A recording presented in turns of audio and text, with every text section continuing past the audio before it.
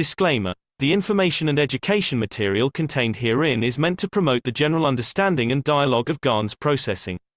Such information is not meant or intended to serve as a substitute for a healthcare professional's clinical training, experience.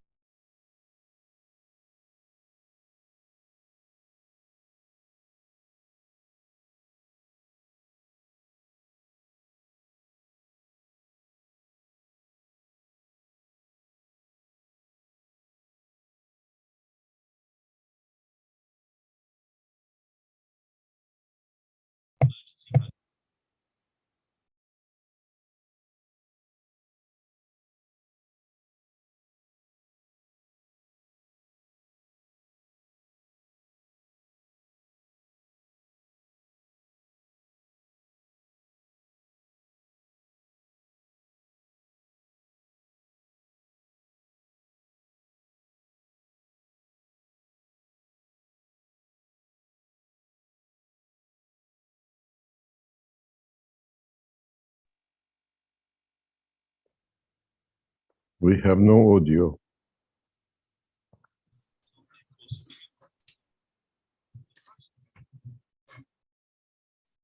No audio. Okay. Let me try to reshare. I'm not sure what happened there.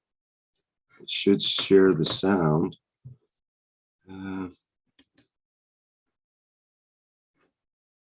Stop share.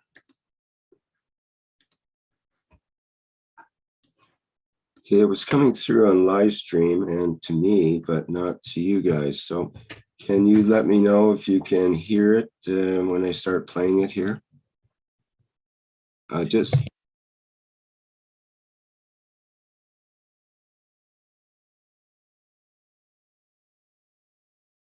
a sample, see if you can hear it. Education material contained herein is meant to promote the general understanding. Okay, good. Thank you.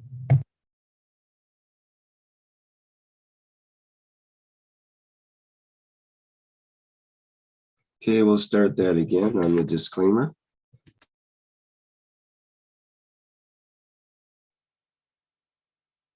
Disclaimer. The information and education material contained herein is meant to promote the general understanding and dialogue of GANs processing.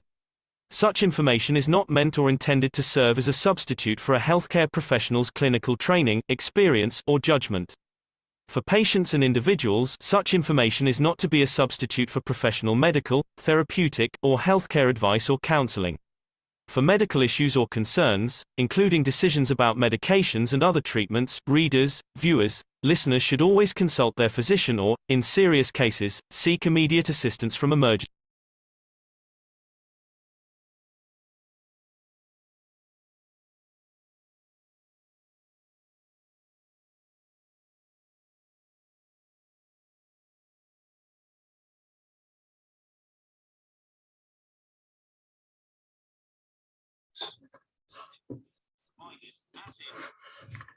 Okay, well, I'm trying to get my live stream to work and it's not connecting properly here. So I'm going to, what I'm going to do. There's something wrong with the audio connection. Let me work on it a bit here. Sorry about that.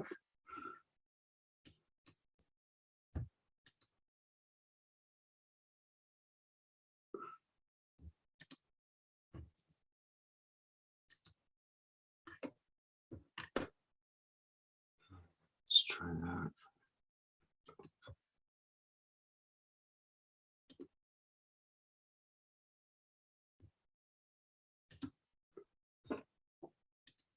Oh man.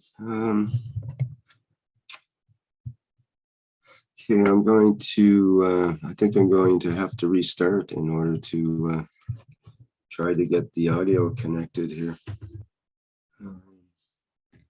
Everything's the same settings as it usually is, so I'm not sure what to do.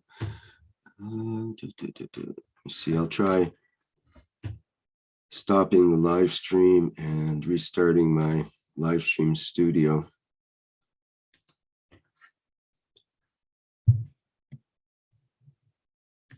Bear with me a minute.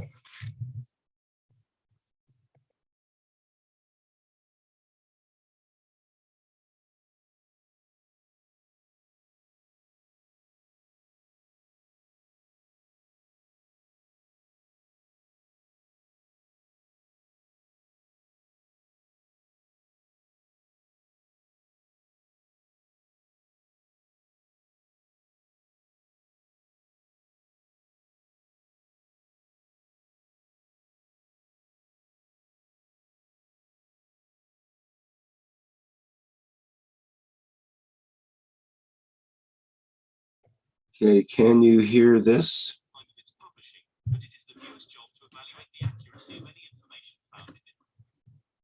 Could you hear that or no?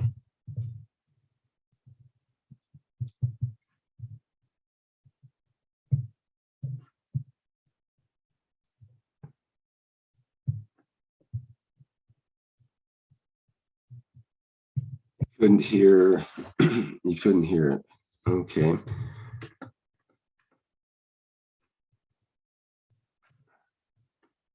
Different output here.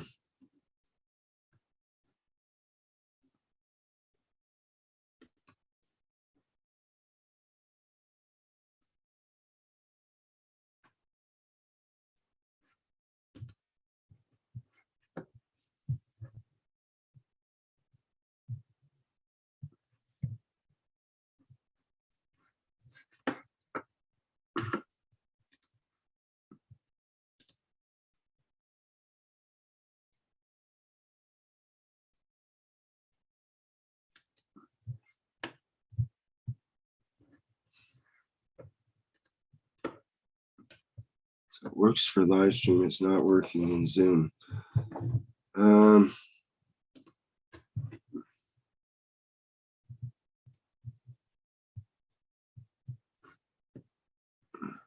Just trying to quit it.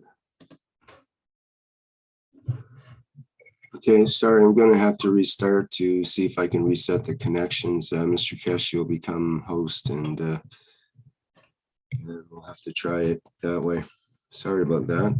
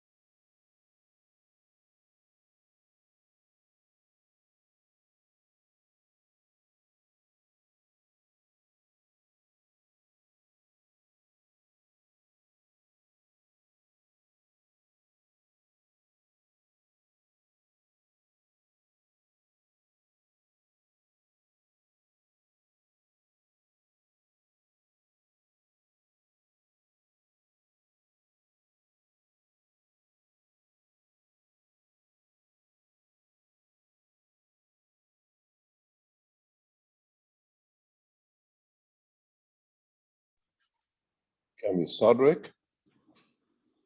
I'm not sure. Yeah, I'm just clearing all the windows off my screen here that popped up. I had trouble in the plasma group as well. My computer completely crashed, which I've never had happen before, and it was an audio problem. Anyway, let me see here. I'll try to start. I have to go live in order for it to work. So, okay, I'm going to go live in live stream.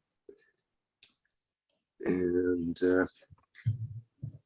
let's see here.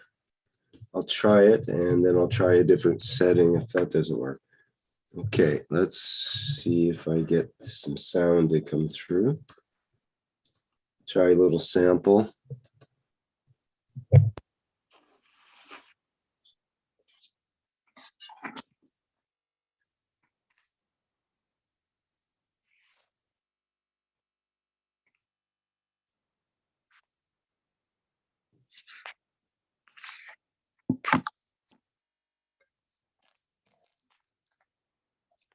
Clinical training, experience, or just That's not showing up in live stream, so I have to make an adjustment.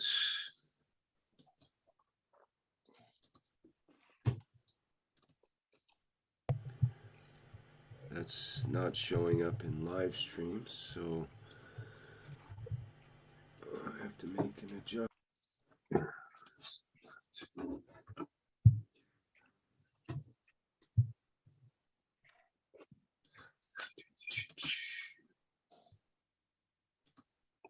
Okay, we'll try the setting instead.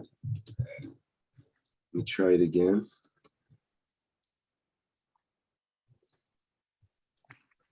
Okay, here.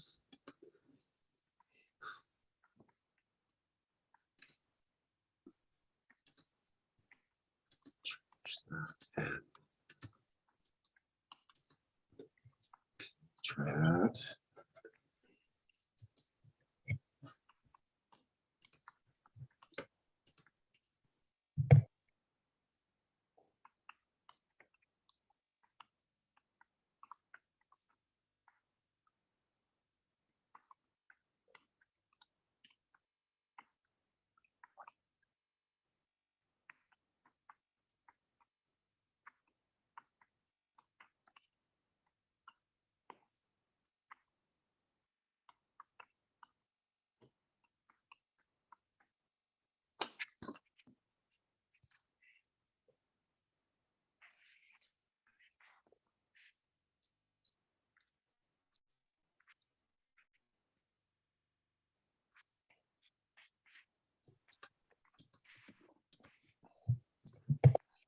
Can we start, or do you want to start from refreshing?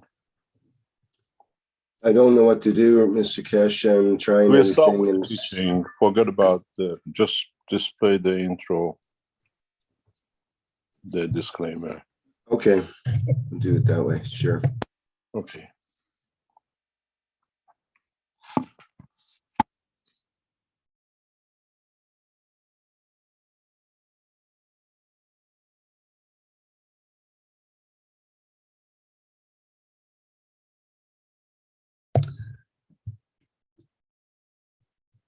Okay, welcome everyone to the 466th Knowledge Seekers Workshop here on Thursday, January 5th, 2023. This is a broadcast of the Keshe Foundation Spaceship Institute Education Department and part of the public teachings in English. My name's Rick Crammond, and I'll be host today.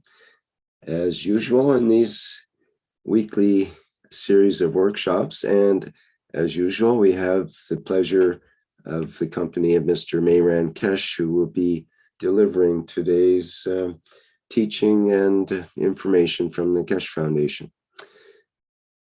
Okay, Mr. Keshe, a bit of a rough start there, but here we are, at least we can begin. Yes. Good morning, good day to you as usual. wherever and whenever you listen to this series of knowledge seekers of the Keshe Foundation Spaceship Institute. We welcome you back. Happy New Year to those of you who believe in the path of Christ. And I know some of you will celebrate the Christmas tomorrow at Epiphany. And some of you have already celebrated Christmas, and some of you know Christmas by name, as you believe in different path of believing in your Creator and whatever way you believe to live. This week's and this year teaching will come in a new way, in a way that we work through different direction and dimension, in a way that we bring and we start the teaching and working in a dimension of what will happen to us, how we live in the space. We tried prior to Christmas in moving individuals from different part of the world to Linz in a dimension of the strength of the soul or emotion and physically. We have in a way understood and understand and perfecting the art. And by end of this month or early next month, the new systems will come into operation, which allows us to do the completion of transmutation, the completion of the time, the completion to be able to bring people in and bring them not only as a matter state. This is something which in the world of science today, they are trying to move or transmute an element, be it an atom, be it an electron. But what they don't consider that these elements in combination and working together as an entity have emotions, have feelings which you cannot contain by transmutation of the fields of the matter.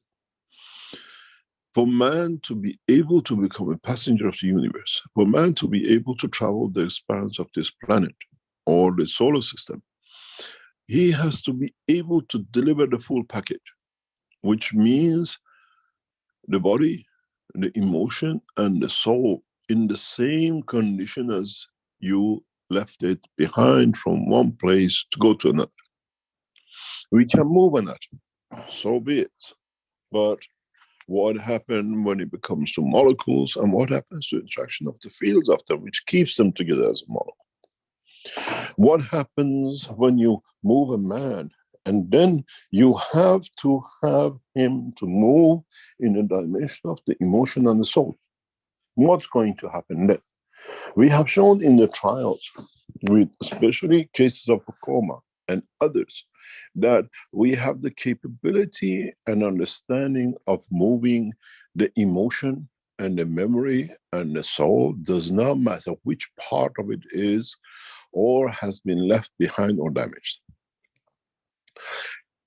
The technology, the space technology of today, considering a plasma, considering magnetic fields of the universe and the body of the man as a universe, becomes fundamental in the structure of the future of space technology.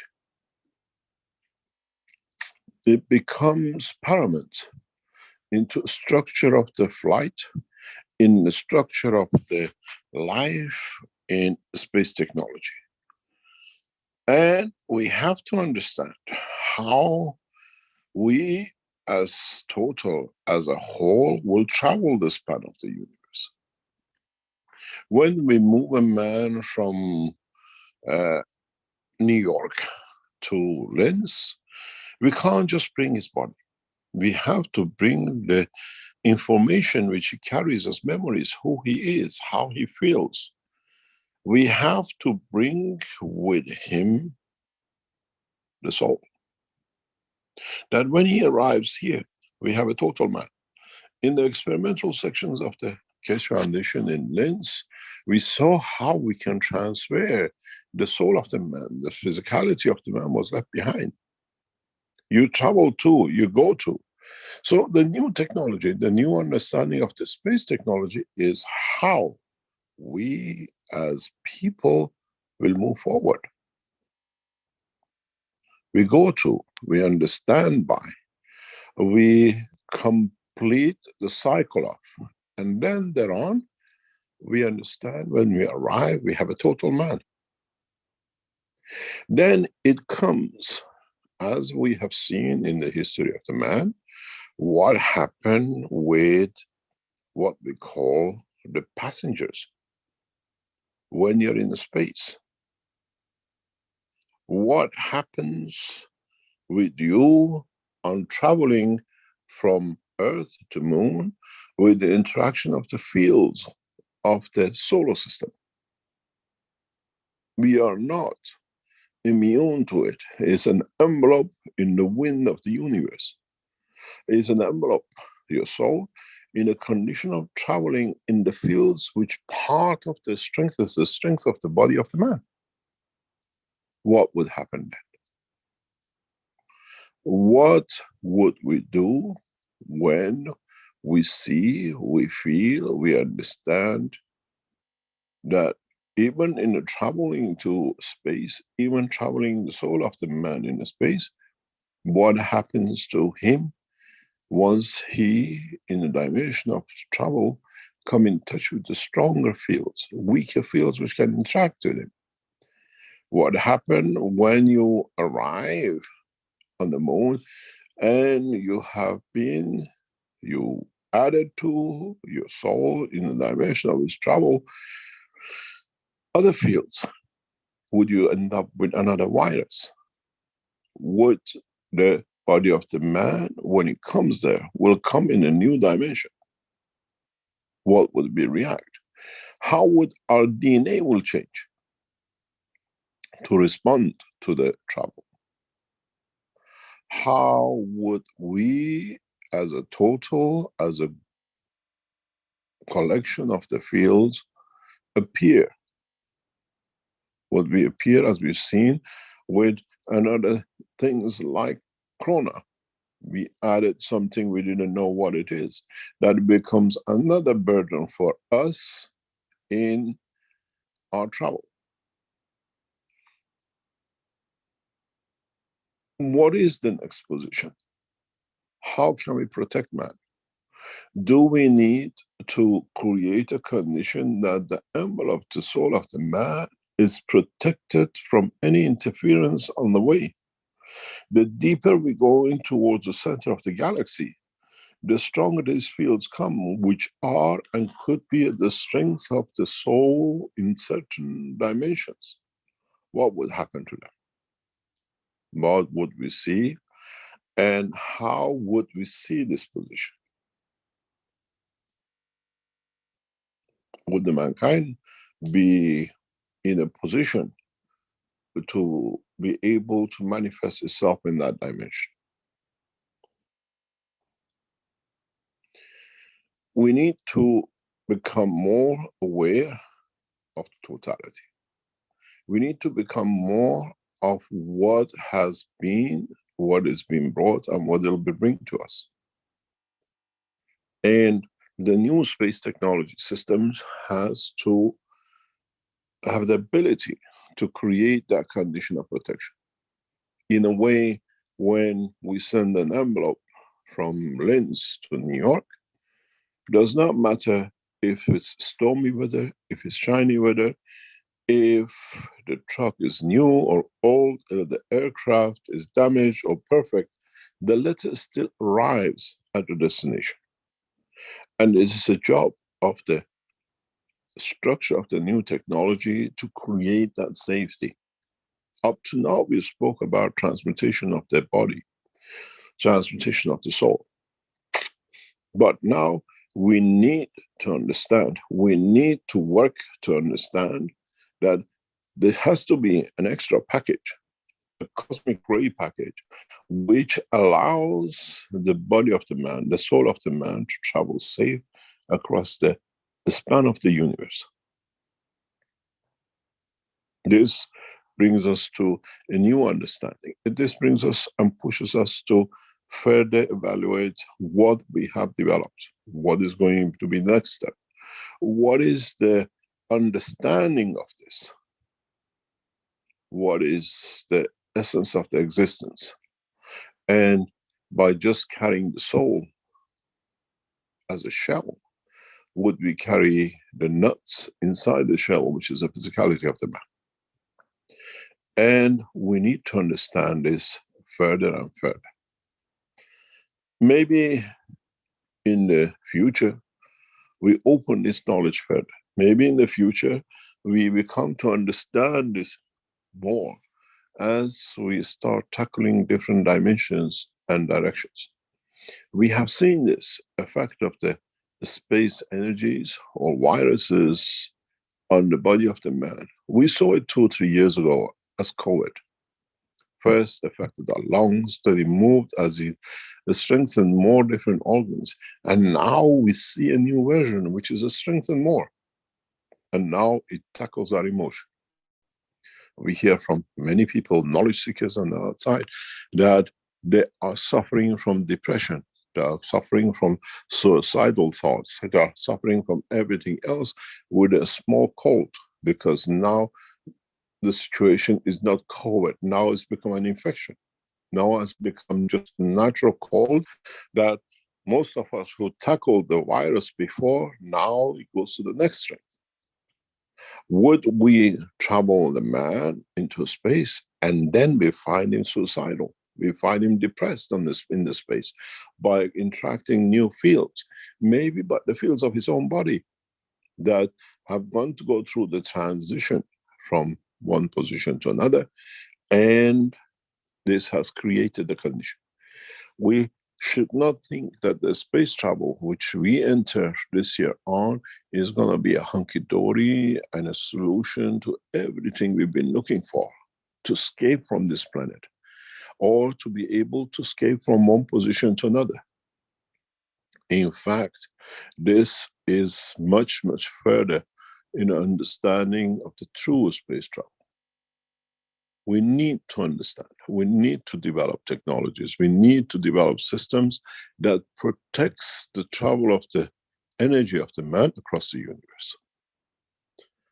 In the future, man will become much wiser to these kind of travels. Man become much, much what we call uniquely adapt itself to be able to travel the span of the universe in the appropriate way. But the knowledge seekers of today, the scientists of the Keshe Foundation and the future scientists have to understand that man needs to understand that the problem is not solved by just traveling. Man will not achieve much if he gets the knowledge of how to have a UFO. There are more and more complicated, complex conditions in a space travel than just trying to go from one to another. It's as we created the jet plane. We had to create a compression inside. We had to create new ways to extend the what we call oxygen levels in that the people can have a normal flight. We have to add so many safety parameters into the structure. So it'll be the same in the space travels are coming up. We have to see if the energy we transfer of the arm, the leg, the body, the brain, the emotion, all has and kept intact in the dimension and position of travel. And by how much, and how, and which way, and in which direction, and in which position.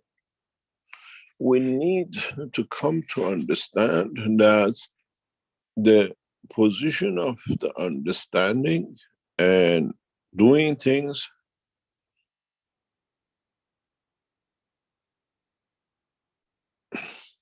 how we can extend the life, how we can extend the living entities, how we can move to the next level of understanding of the totality. Maybe in the future, maybe in a time to come, man will be in a way knowledgeable to go to the next level, how would man be able to deliver the knowledge, and how man will work to be in the condition of what we call manifestation? And we have to see how we will change these things, how much we understand that we can bring that change.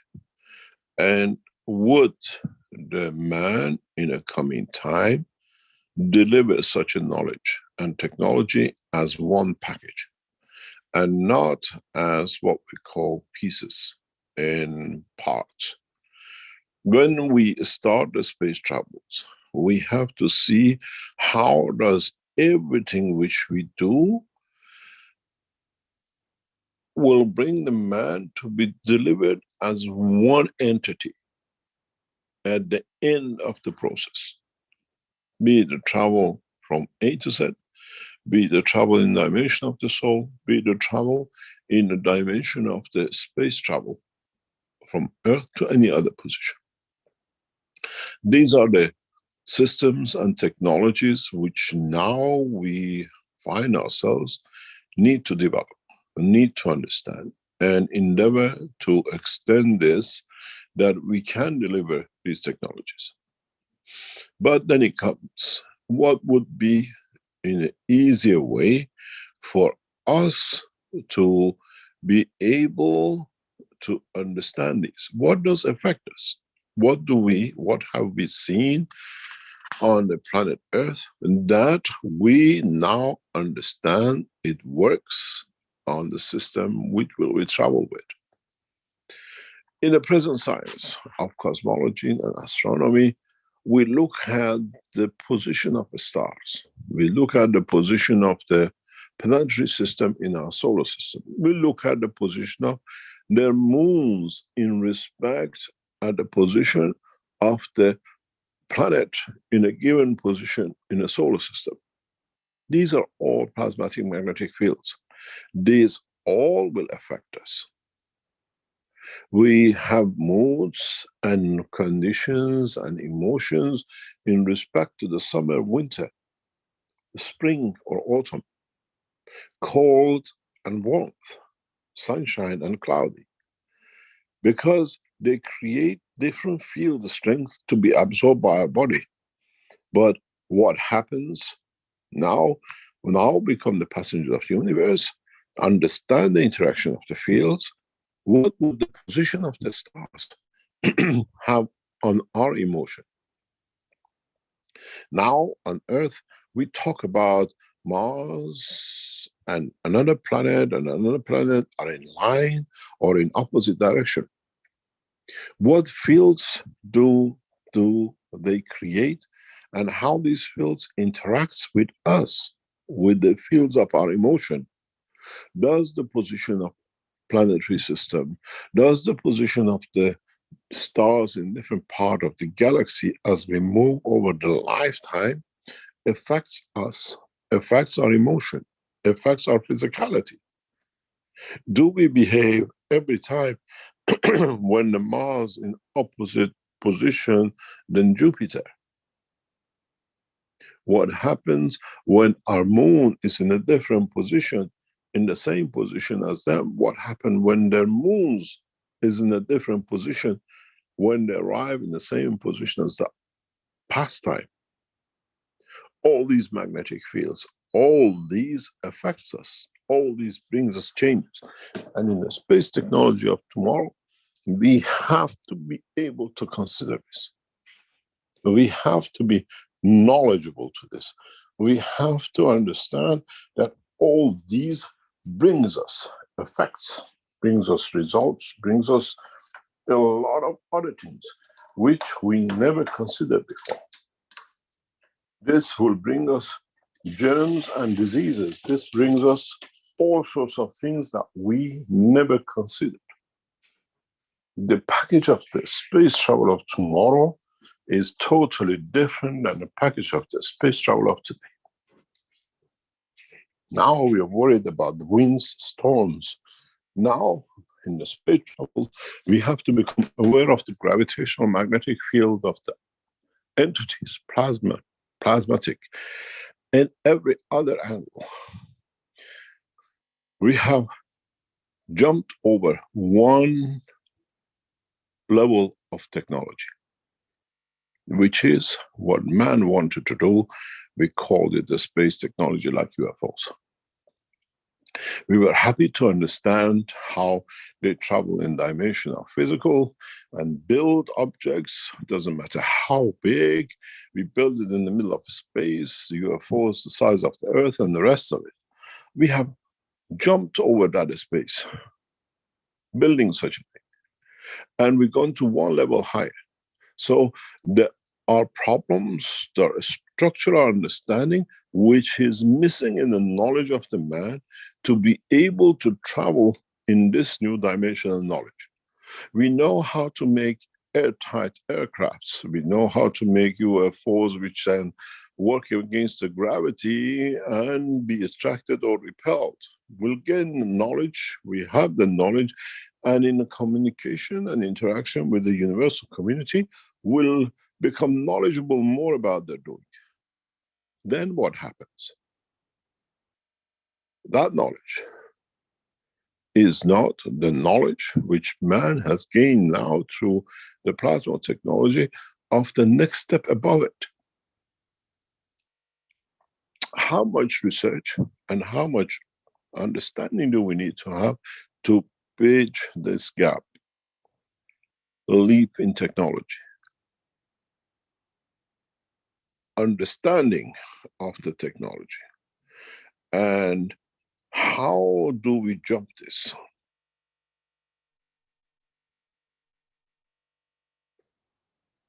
This is the job which we will have in the coming time, in the coming weeks. Next week, we will start the first transmutation in a complete process. As we said, by January we'll do. We have the backup and the technology to start.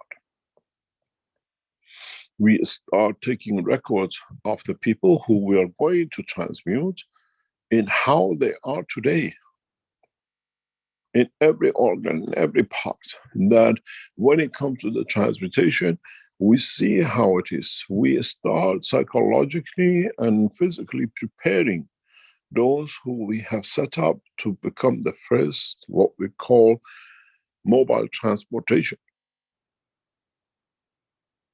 What would we see?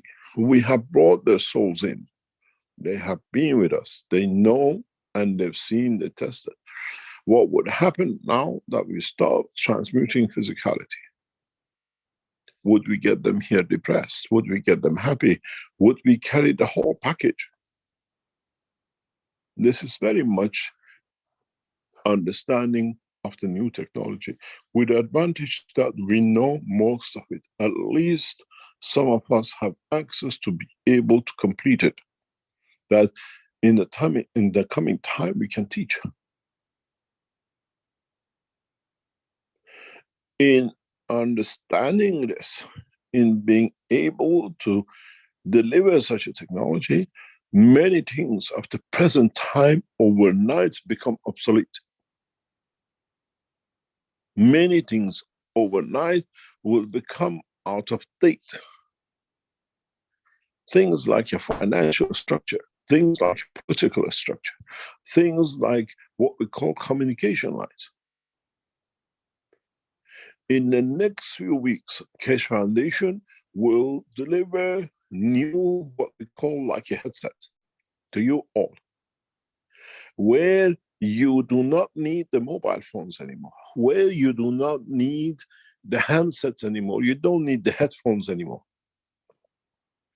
The new systems which we deliver, by using it, you directly connect to all the facility of knowledge of the Keshe Foundation at a time. We are the only people who can switch it on and switch it off. We tell you on Tuesday, 9 o'clock in the morning is a breakfast time. You put your unit, your headphone, like what we call the plasmatic phones, and you connect to the center.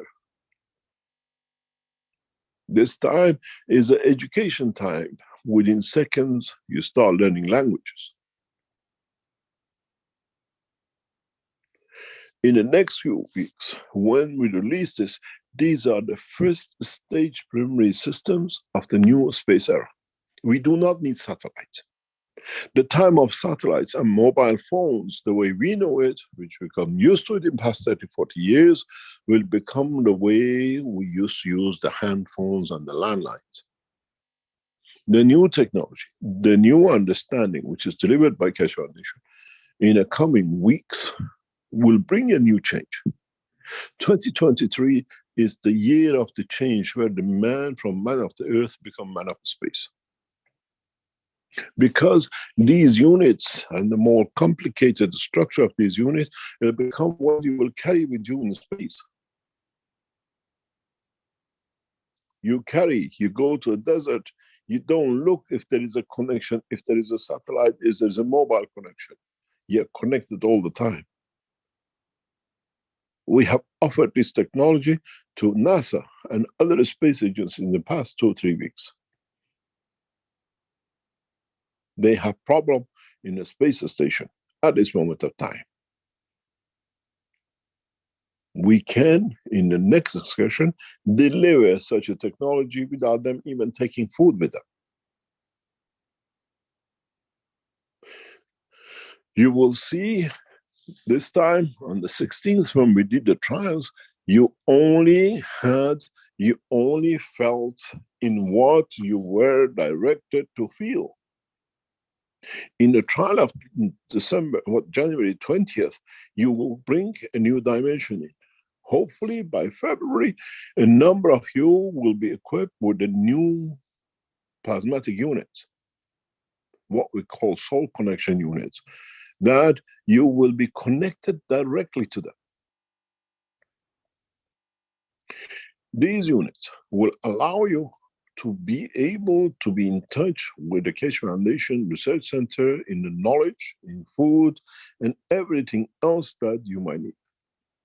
And then we test, and then we'll see. You would like to have a fish and chips. Today menu is fish and chips. You like to have a steak and kidney. The menu will be a steak and kidney. If you're a Chinese, you like roast duck, Peking way, or another way, all will be there.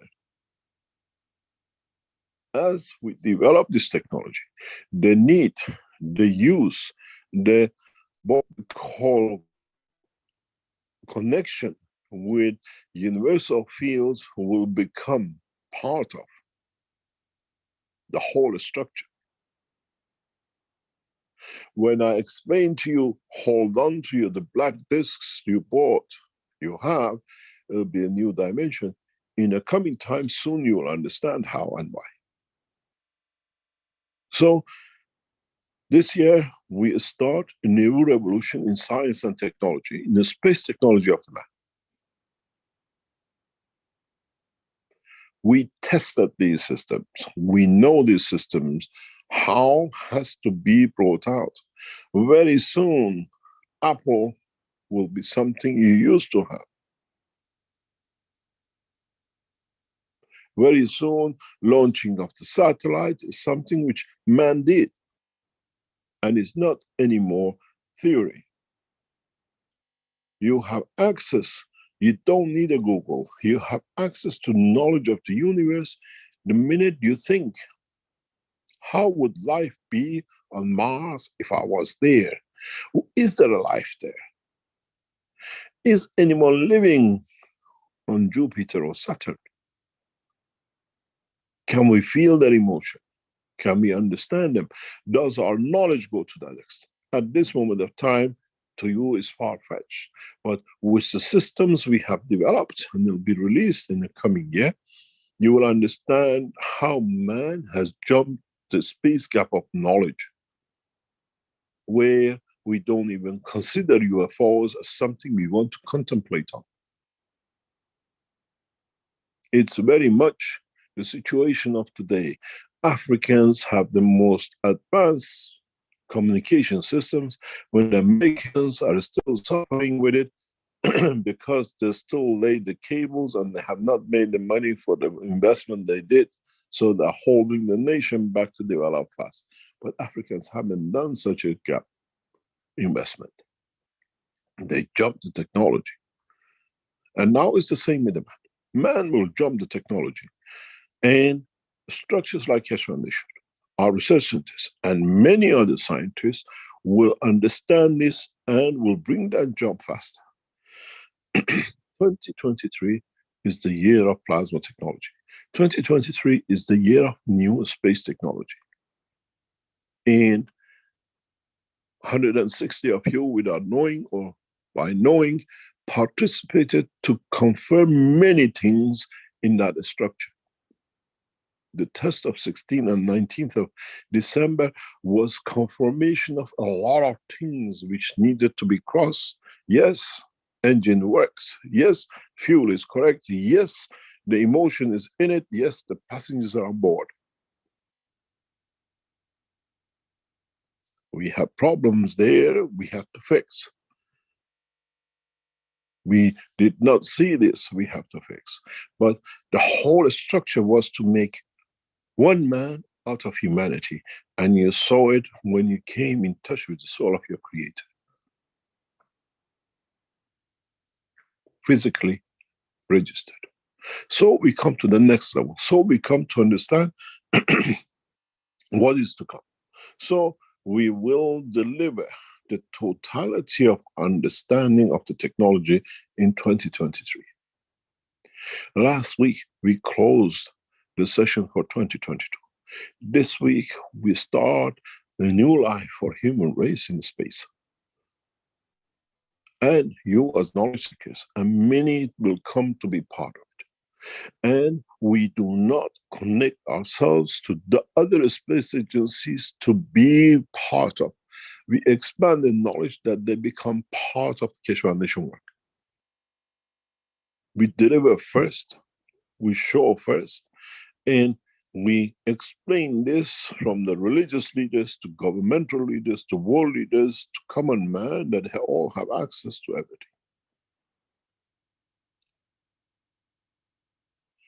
Today, after teaching of today, after these closed sessions, I have a meeting with some of the most powerful religious people in the world to explain the change which is to come and how they will take it to their people. By close of today, by the end of the day, a new light will shine in the understanding of technology by one of the most strongest religious groups on this planet. They want to know. They made the call. We have to bring the knowledge in, and with it, we have to bring the knowledge of understanding.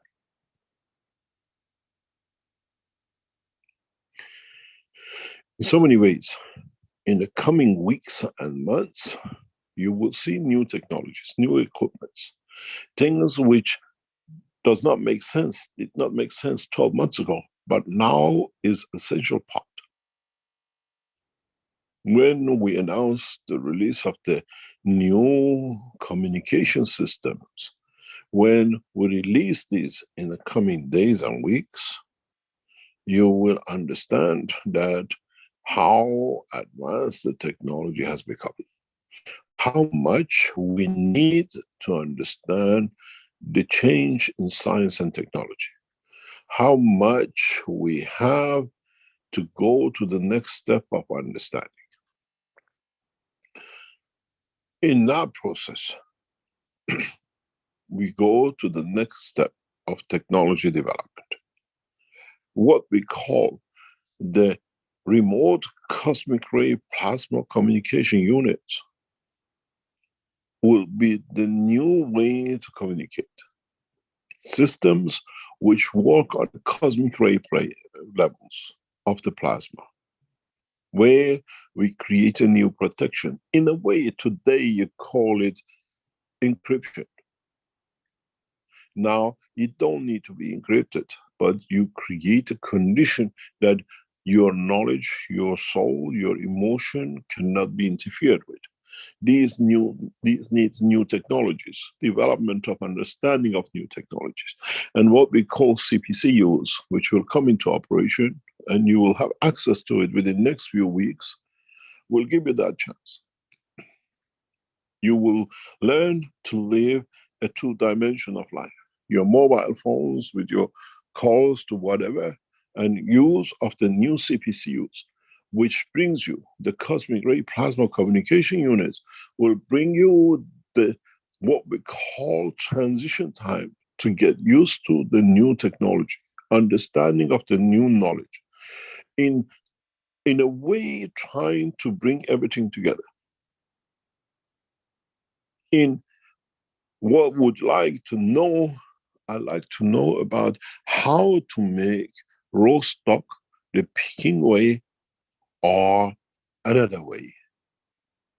Do I need to go to Wikipedia, or through the connection of another Chinese knowledge seekers who carry one of these units, I learn the knowledge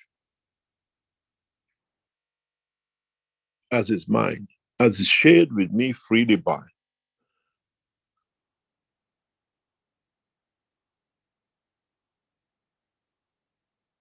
Then you understand the change to come. This is why we ask for satellite people. This is why we ask as many nations as possible, cultures as possible, to go through the Linz Center. If you remember, we asked you from all cultures, the Chinese, the black, the white, the Americans, the Iranians, all to come in, because we needed that transitional control.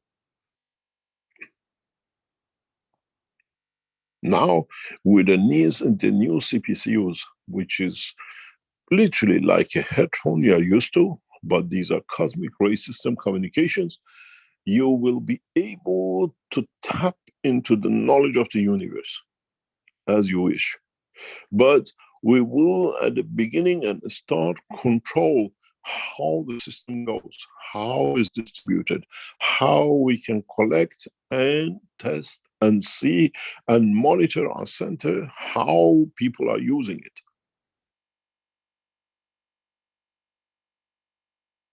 Now, you were fashionable if you had an apple pod in your ear, walking down the street.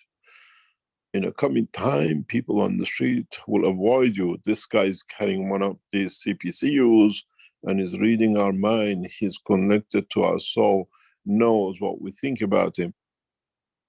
Now we see people talking to themselves with the iPads in their phone. We think they're crazy till we see the little white things in their ear.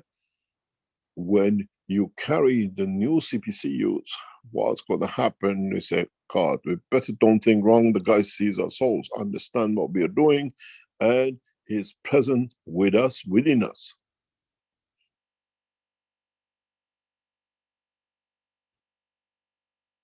Don't be surprised if you walk down the street and see a beautiful girl and you got your headphone on, and then she has one on, and then you wish, oh, she's so beautiful, I could give her a cuddle. She walks to you and give you a cuddle.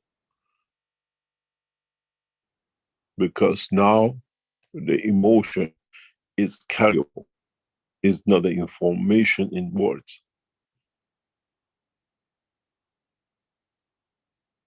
The first series of the CPCUs will be distributed, will be put up by Keshe Foundation in the next few weeks. Many companies will try to copy it. They brought the new names of quantum, whatever Keshe Foundation has put in. Now they changed the plasma to a quantum, and bunch of lies and cheats we have seen from MedBed to now, since 2 weeks ago, 3 weeks ago, we start using the headphones now. What do they call it? Quantum headphones, quantum phones. You want to end up with a disease, you're quite welcome. These are the knowledge seekers who we thought and they thought, now they can go and cheat with it. The new systems will bring in, which new systems we put out, will show the direction and dimension. You don't need a MedBed, which is a cheat by those who we thought, now they thought they broke up, when you can deal with the soul of the man. when you deal with the physicality of the man in the brain of the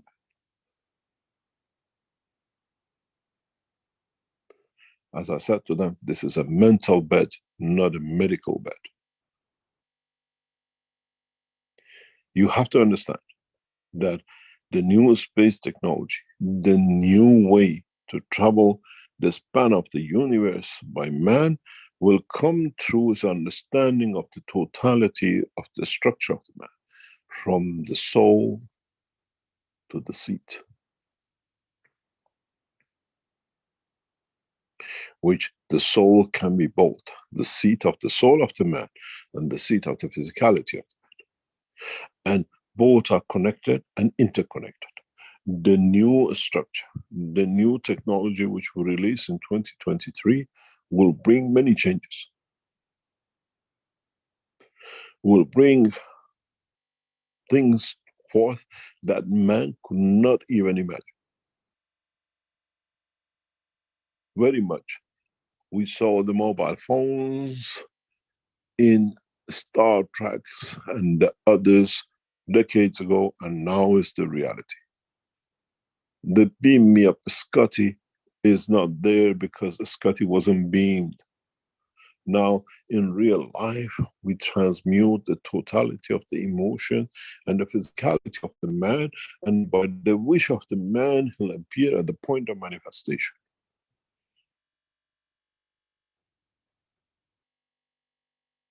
In the test we did in the 16th and 19th brought us a lot of confirmation of the new technologies which is used and can be used.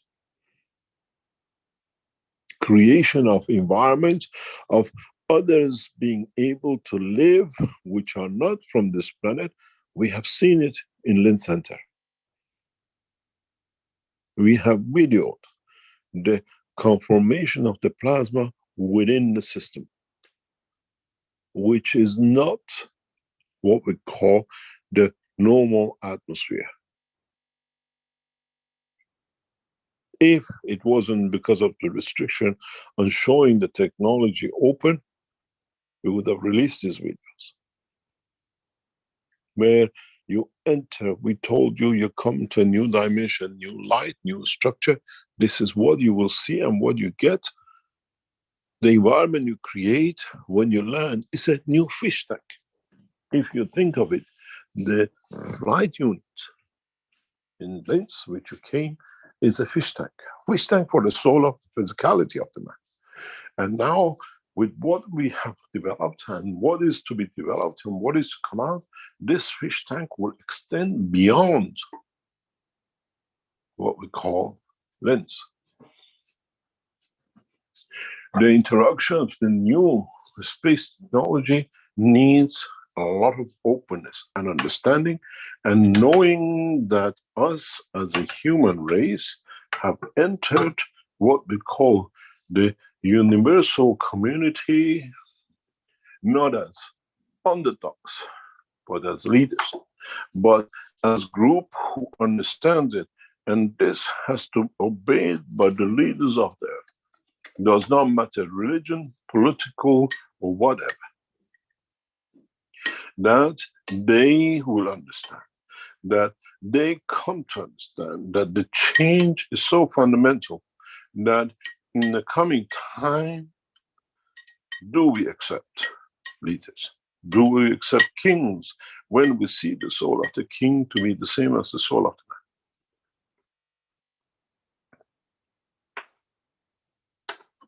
man? Then this brings us to a new dimension. Then this brings us to a new direction of what we call working, judging ourselves, working with the others to be correct in understanding of the totality.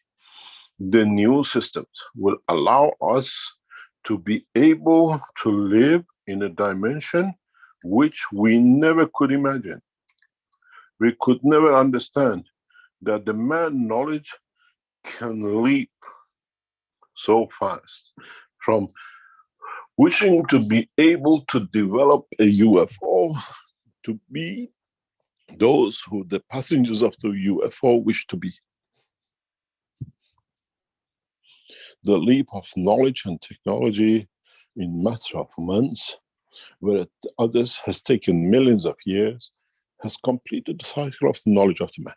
And this is what we promised when we started. In the next few weeks, as we start the development and the distribution of the universal cosmic ray systems, then you will come to understand how fast the technology has moved. How fast man has become knowledgeable in the knowledge of space. And how much, in a very soft but very intellectual and correct way, we have guided man to become the passenger of the universe, equal to the knowledge of the Creator, and not as a passenger of a UFO. Then you will understand why we tested you on the 6th to wish to be in touch with your Creator, to show that every man has the capability of receiving the totality of the knowledge. That every man is matured to reach the level of understanding of the prophet of the past and the Creator and the creation, as he is part of that process. He's not an outcast, he's not somebody on the wings of the galaxy that happened to be in a part of one of the universes. Man has joined the universal community as a leader of understanding with the emotion of love, which is giving, and it's the attribute of the Creator. Now you understand how on the 16th of December 2022, you all took a jump and what I call a leap in the faith of the man to become a member of universal community, and in a way a member of Unicos, because when you join the dimension of the strength of the soul of the Creator, you have to pass, you have to jump the dimension of the strength of fields of the Unicos, the creation of the Creator.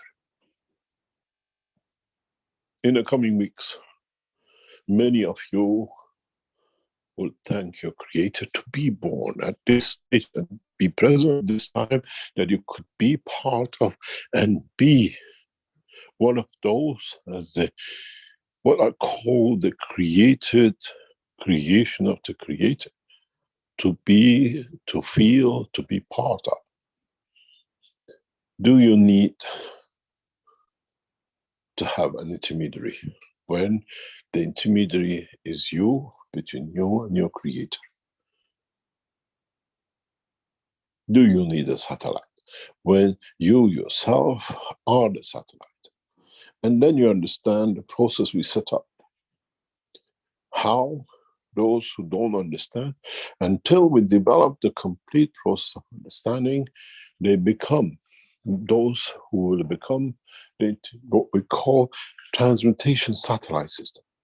They don't put anything up of their own, but they become facilitator for the others to receive, to be part of, and how to change. I wonder, as I wrote to one of our knowledge seekers, and I'm sure she will listen here, and maybe she's in the background in one of the channels, she always claimed that globalists will take over the world, and then they control everything. As I wrote to her, and I'm sure she's listening, we are not globalists. We are not here to take over the world. We are universalists, which means we work through the universe. Beyond, and what you as globalists are worried about, we already have no connection with, as we work much above you. Like those of you working with the donkey, and you think you've got the Rolls Royce and the jumbo jet. A man can dream, but the reality is that the situation, the knowledge of the man has frog-leaped the knowledge of the rest of the universal community. And this has been a gift from Mitra. And this has been, as she loved the Creator, brought him to the earth to understand the essence of the love, which is the giving, and with it brought the gift of the love of the Creator. So many of you will understand. And then you will understand what and how Man was gifted and is gifted with one of the most precious knowledges of creation in the universe. You were happy with the UFOs. You were happy that you partook in the 16th event. In the coming weeks, you'll be happy that you can choose the point, the destination, and everything to do with your existence. We provide the facilities through the Keshe Foundation centers as we develop furthermore new technologies for man to be able to travel the span of universe.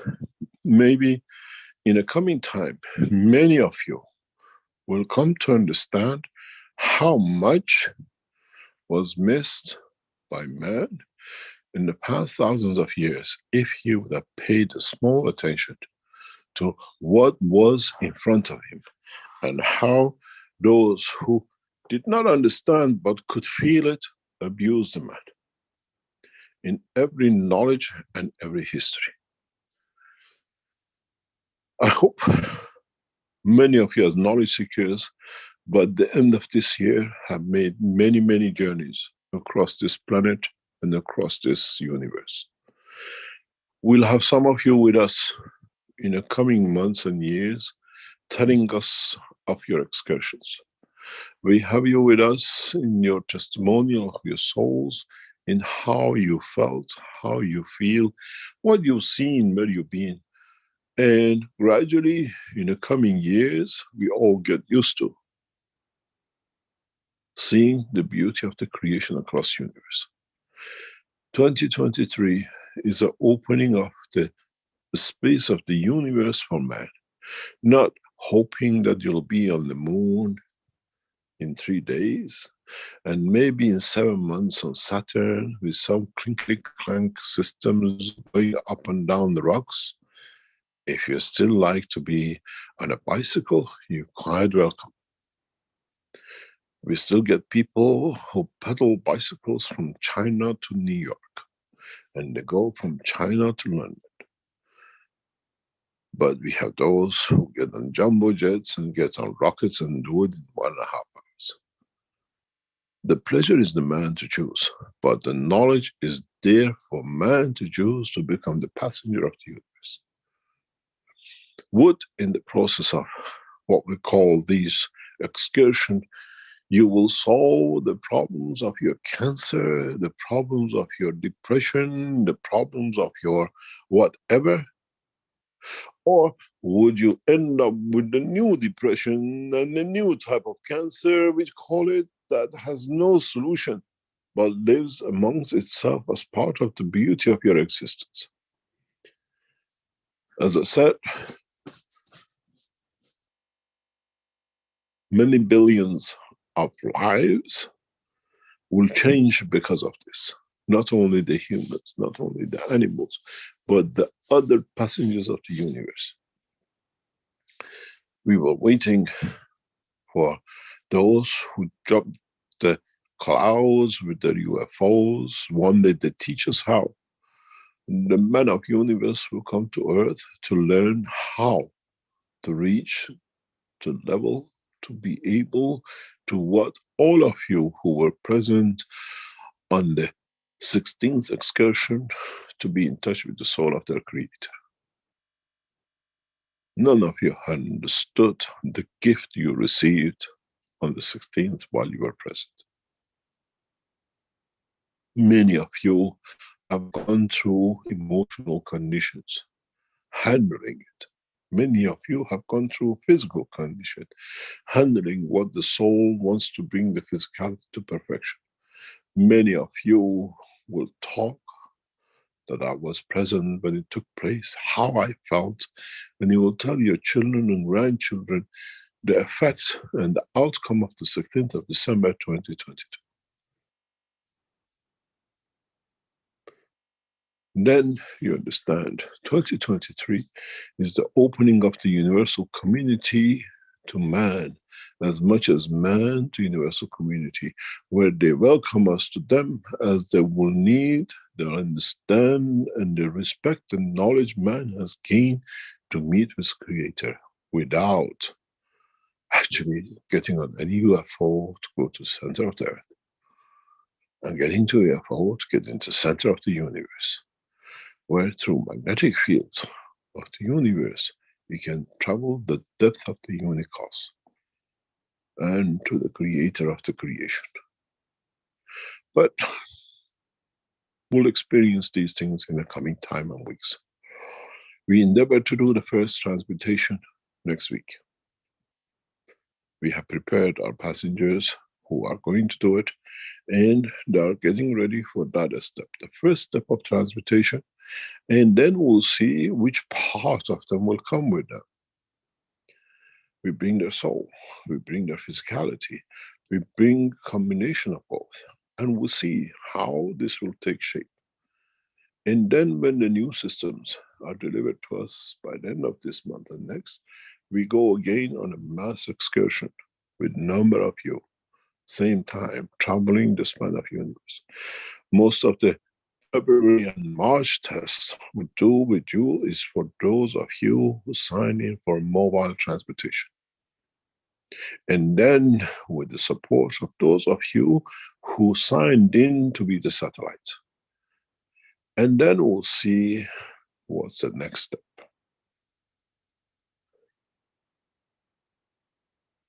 And then you understand, we have to push this very rapidly right across,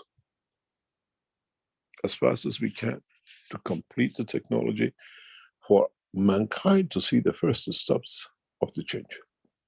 And the rest will come.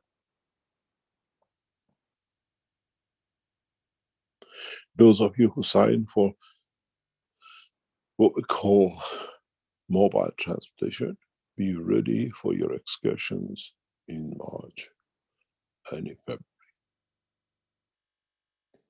Those of you who signed up for what we call satellites, be ready to be called on duty, to be there to bring that change, while those who are with us in what we call system will be ready to use the new systems to transmute, where your soul comes into operation.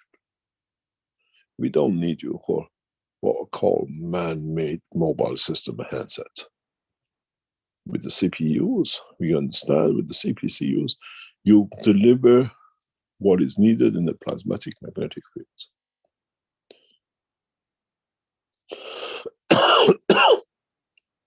As one of our knowledge seekers wrote to me in the past couple of days, you spoke about the energy of the GANs on the page 145 of the book number 3, 10 years ago.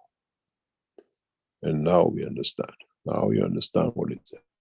Whatever we tell you is written in the 3 books. Now we make it to become reality. Whatever we do is written in the 2 patterns. Now you see it to become reality.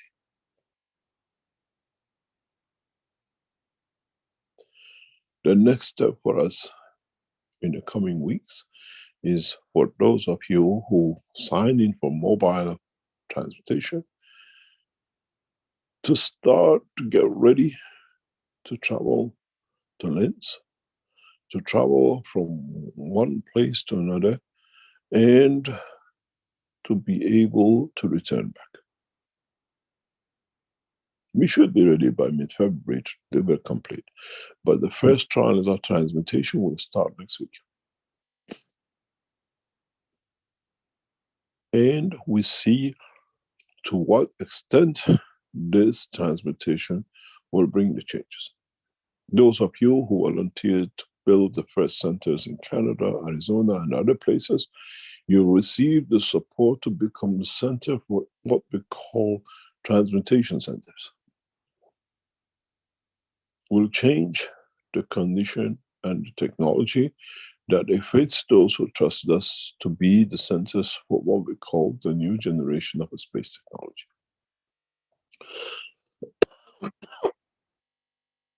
I hope that man will have the patience, the beauty, and the elegance to enjoy the new cycle of knowledge and technology.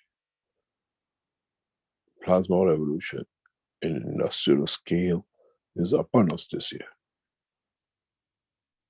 And we'll deliver every inch of it, step by step. Everything has been made, the souls are ready. And as we said, the technology has been made ready for it to start. We learn a lot, we teach others a lot, and we'll share a lot. And with it, we bring that change which is needed.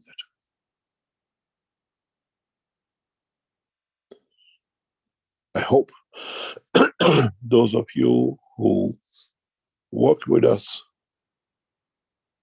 will start enjoying the fruit of your work and achievement of what's being promised. And those of you who are sitting on the sideline wish I would have taken part in it, that I could be part of it.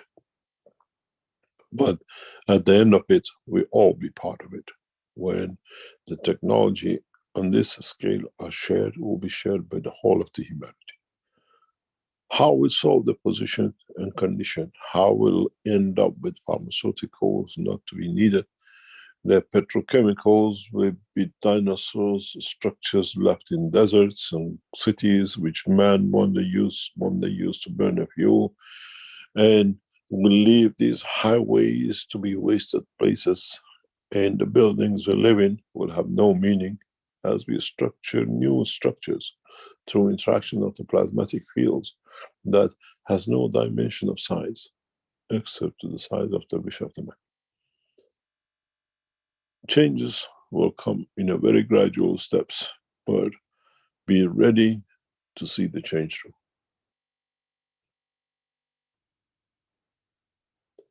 This morning, early hours of morning, from one of those who will be the first passengers of the what we call transmutation next week, I wrote, I want to know the condition of every part of you, the liver, the head, the leg, the arm, the kidney, the emotion, everything, that I do a checklist before the flight of next week.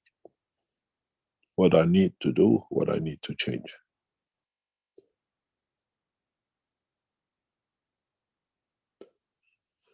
We are ready to take that step, and we are ready to go into the depth of the universe. We have the knowledge, we have developed the technology for the man to understand the knowledge. And with the introduction of the plasmatic magnetic fields in the form of ganses, we showed you the way. For man to understand the upcoming time and the understanding of what is to come, 3 new papers will be released in coming weeks that opens a new science and technology into space, the new space technology, and how the body and the soul of the man will be conditioned, affected, and live through it. The paper called the cosmic rays, the universal cosmic rays, will be released soon. The paper called the soul of the man will be released soon. And as we said, the paper, which is one of the most fundamental scientific papers of the new generation of science, as we call it, psychogenetic, will be released in coming days. Read them, understand them, and you will see the path into the future of the man in space. In a way, it's writing a new book, writing a new understanding for the new technology. Some of you already know part of them, as has been part of the teaching. But now the world needs to know, and how and the way it comes to.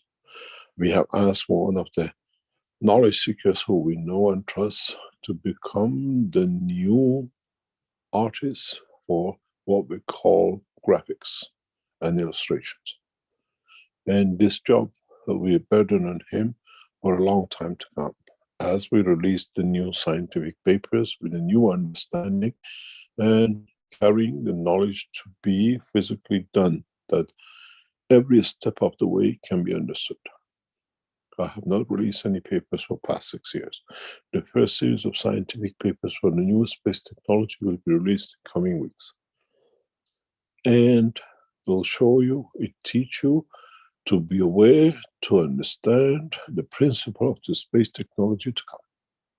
It's not anymore about the rocket technology and what we call monkey suit, but the understanding how to dress the monkey physicality of the body of man in the suit of the universe by itself.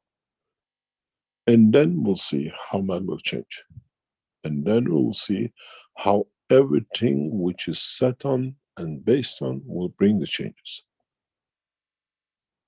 I hope mankind make this time the journey of the man into space a safe journey, and not to rush it the way he did with the other conditions and flight system. Thank you very much for the teaching of today, and I hope I open your eyes into what is to come.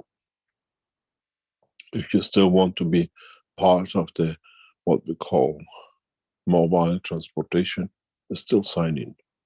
If you still want to be part of the satellite part of the Keshe Foundation, still sign in. If you want to be part of the experience of the January 20th, still sign in. And then we announce in February and March what our target is for the landing of the first man in space in March of this year. We're on target that our system will be ready, and we'll do the first test in the coming weeks. I hope we all understood where the Keshe Foundation is heading for in 2023. Independent space technology, independent and a new, what we call, understanding of the creation and the process of the natural ways that the universe was created. We haven't developed anything new. We just show you how this universe and the life in the universe was created. As always said, the creator is creator of all, and the man is converter of some. Converter of his knowledge to the dimension of physicality. And what he'll benefit by that conversion depends entirely on understanding of the man himself and no one else. Rick, if your system still works, would you like to go through a break? Okay, well, we'll try a video here and see how it works. I'm not able to broadcast on live stream currently, so we have stopped that broadcast, but we'll try to play a video here. Okay, thank you, Mr. Keshe. We'll take a break here for a few minutes and be back shortly. So don't be afraid if you don't get noise or sound in the live stream.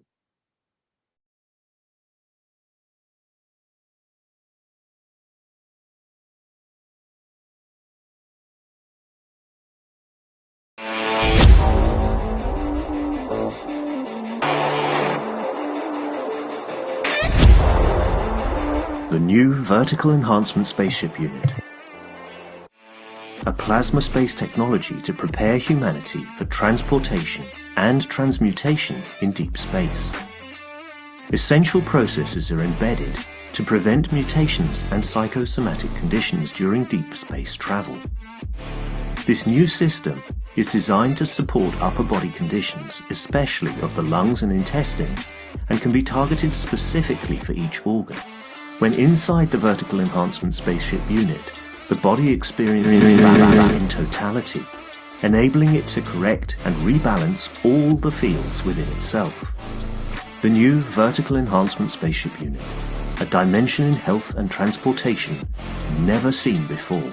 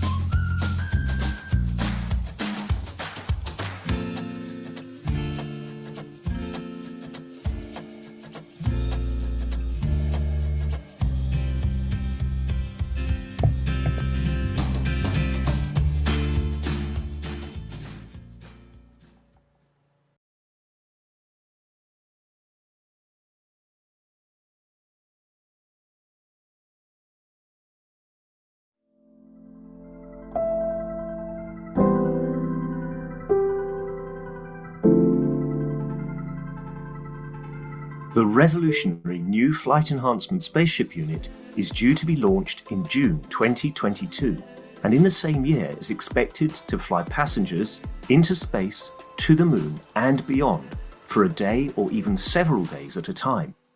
There is no need for the Flight Enhancement Spaceship Unit to carry food or medicine, as it is equipped with the latest space technology for transportation, transmutation and deep space operation.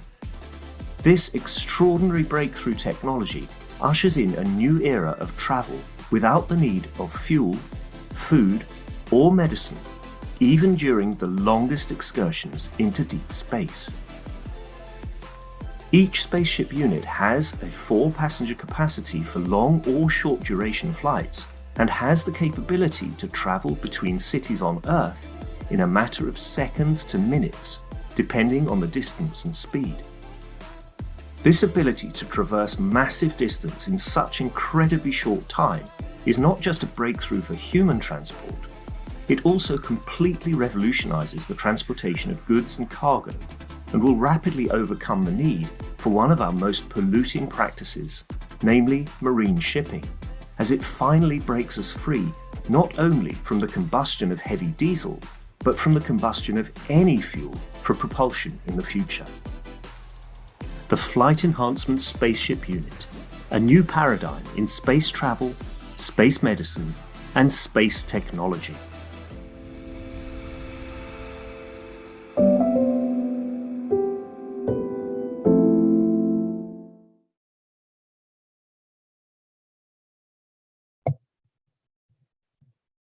Okay, that seemed to work, and we even got a broadcast happening on live stream with sound. I tried everything, I couldn't get it to work, and then I finally gave up, and then it started working. So there you go. Okay, Mr. Keshe, are you ready to begin the second part of our show here? Yes, ready, willing, and able. Okay, I assume that you would like to have questions. If there are any questions. I received a question regarding the new CPCUs. What we would have called it CPC, but the problem with it would have been the Chinese government, as CPC is a controlling, ruling body of China. The new communication units, which will be developed in a more complicated way in the coming time, is a way that connects your soul, brings it to a dimension of the boundary of the body and in communication with what we call our center point. What it means, we open, those of you who were in the Lynn Center, you've already seen this system. We showed some of you that, and we explained in the teaching, you can transmit from one unit to another, but you cannot reverse back from one unit to the original one. So we have tested these, what we call cosmic ray transmutation of magnetic fields. It's not something new. The tests are completed. We understand it, and now head units are there. Part of this was brought out some time ago as part of the what we call sharing and testing in other part of the technology development. The head units which will carry this capability are there for many of you for different uses and what we call purposes. This is why on the 19th we changed different sections for us to see how effective it is and how it works and what affects where in the work of the cosmic rays which we're adding into the system.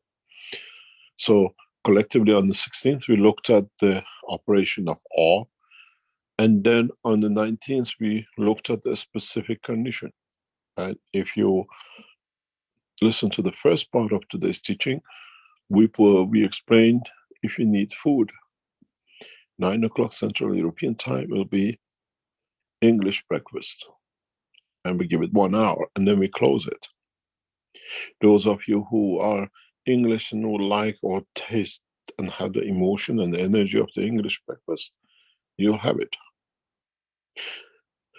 We want to see how you feel the next 12 hours, or did it last 2 days because the energy was so clear that you took what happened. You would like to have a taste of orange juice for a tea break.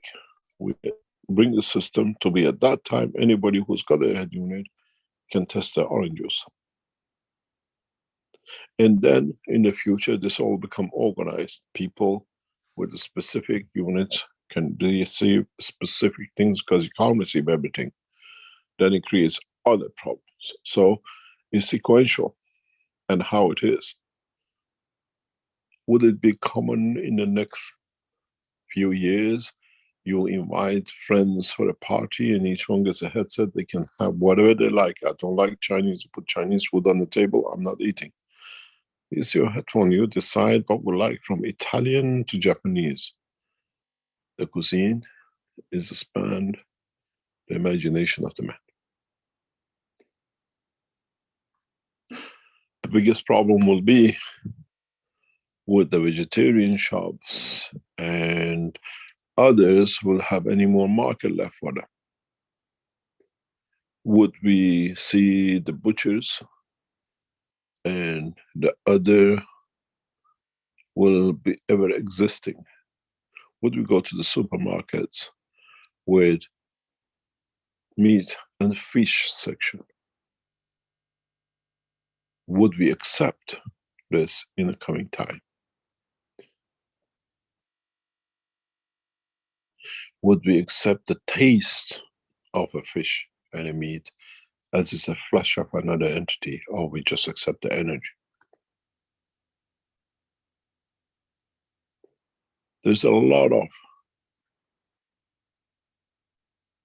changes which we have to get used to.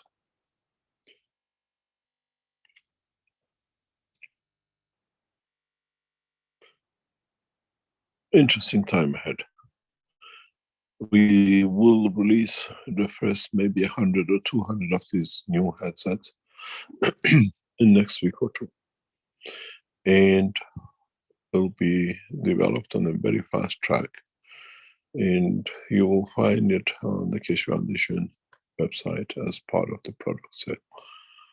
And as one of the Iranians I was told in the Farsi teaching of Friday said, is seeing the God only privilege of the rich people who have the money to pay, or getting the health application only those who can afford. At this moment of time, man is entangled with the physical dimension of paying wages and renting places and looking after a lot of things for you just to receive the knowledge. It's not a privilege to serve, it's an honor. But at this moment of time, everything is entangled in that direction and dimension. Any other question?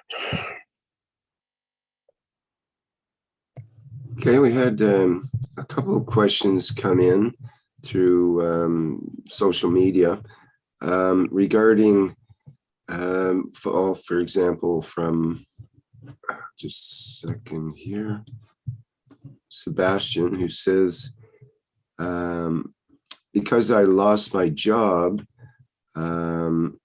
he's thinking that he would like to try to, see if I can make a living in this way, working with the plasma technology, with without the intention of getting rich, just to survive.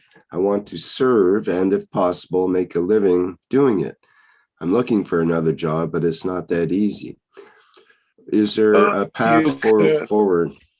Yes, write to info@keshe.foundation and become one of the distributors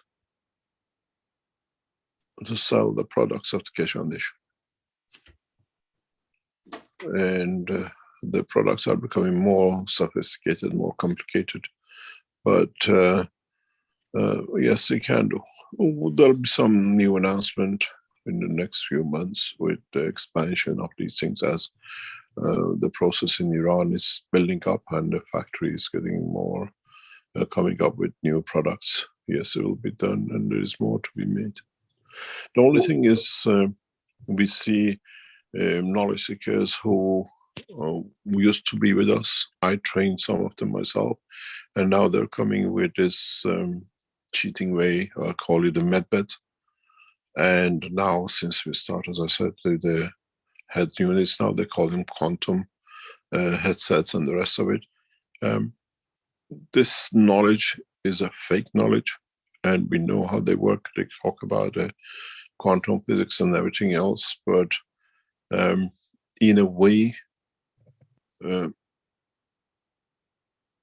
plasma technology has no quantity to be quantumized. And those who have no knowledge use these tricks. Because we're getting a lot of communication, especially the past 2 weeks. People who talk and write Keshe Foundation about us, can we buy your medbeds? We don't sell, we never sold medbeds. This is a trick by those who try, the same as we saw in Italy, taking Keshe Foundation knowledge and, what do you call it, faking it. And it's the same.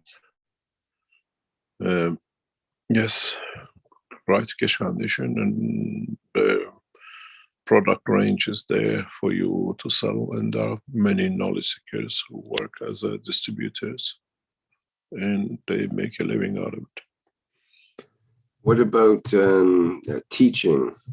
Can people earn a living teaching? A lot of people technology? do. A lot of people used to, till about a couple of years ago, 2 or 3 years ago. Mm-hmm. And we encourage the teaching. I still teach today here and other knowledge seekers places, but yes, teach. Yesterday, I think, let me see if it's here. 1 second, we tell you how teaching is going on. I don't see him here. Maybe he's in the background. Do you see Renan anywhere?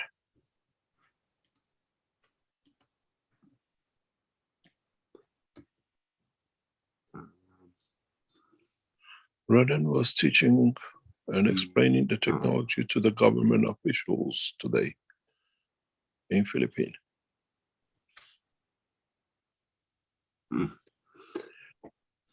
And yes, you can teach, put teaching sessions. A lot of people still needs to be taught the basic of the knowledge and technology. They can't just jump into the plasma. How to make the ganses, how to understand the use of the energy of the ganses. And yes, you got to teach, that's your responsibility. And if you make a living out of it, is a different thing. When years ago, when we used to be in Western Europe, side of this continent, I used to teach, and we used to get paid for giving conferences.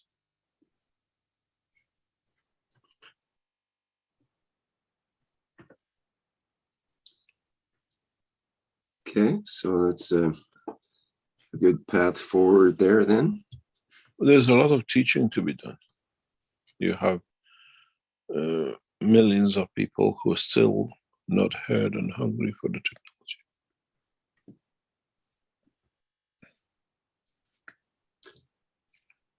Definitely people are becoming more open to the ideas. I can now go to a perfect stranger and start to explain some of this, and some of them actually get it. Whereas years before, they would probably look at you strangely and just pass on it. Yes, in that case. Mhm. So that's encouraging. Okay, so we have a question from Saeed here in the Q&A. Says, hello, blessings, Mr. Keshe. Is plasmatic energy different than conventional electricity? Is it an etheric energy? Etheric energy? Plasmatic energy is collection of fields of different strength. And every plasma has a full spectrum of the fields. And it depends what their environment, according to the field strength and compactness of the strength of the plasma, allows to show itself. Different environmental condition allows the same characteristics but different strength. We call it isotopes in the matter state. So the electric energy or conventional energy system is a step lower than the plasmatic, but it's of the same field. And is of the lower strength. In the paper which will be released, a lot of these have been explained in a very simple but in deeper way, the way I usually write. And try to explain this in a very fundamental way. Read the paper about the what we call psychogenetic. And there are two small papers which will come out, which are prelude or will be published at the same time with this paper. It'll bring you a lot of understanding of the knowledge of the life in the plasmatic way and not in the matter state way. Some of it you already know, but we'll look at it. Large number of population are not familiar with the terminology and the science we use. So everything is gone to the first step. I think the psychogenetic will end up to be a small booklet or a small book on its own. It's the knowledge of life in space. As usual, I start with a few pages and then he ends up with tons of pages. And now that we have found the illustrator for the book, it allows us to be able to go back into publishing books with illustration. And the good thing is that our new illustrator is a deep knowledge seeker and has a good grasp of the technology. And he is versed with the knowledge. And you will see new, what we call, presentation of diagrams and pictures, which makes it much easier to understand.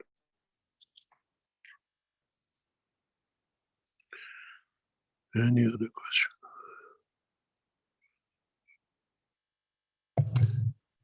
Okay, we have a question from, well, let me remind the attendees that you should be able to raise your virtual hand and we can open your microphone then so you can ask a question.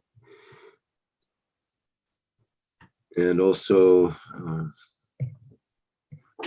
okay, so let's go to question in our Q&A here from George, who says, in one of the weekly Knowledge Seekers workshops before the 16th of December session, Mr. Keshe described the steps from that future session, and at the end, at the last part of it, mentioned something about his blood, about giving his blood, but hasn't finished the idea. Could Mr. Keshe resume and explain further more about this? Thank you. No.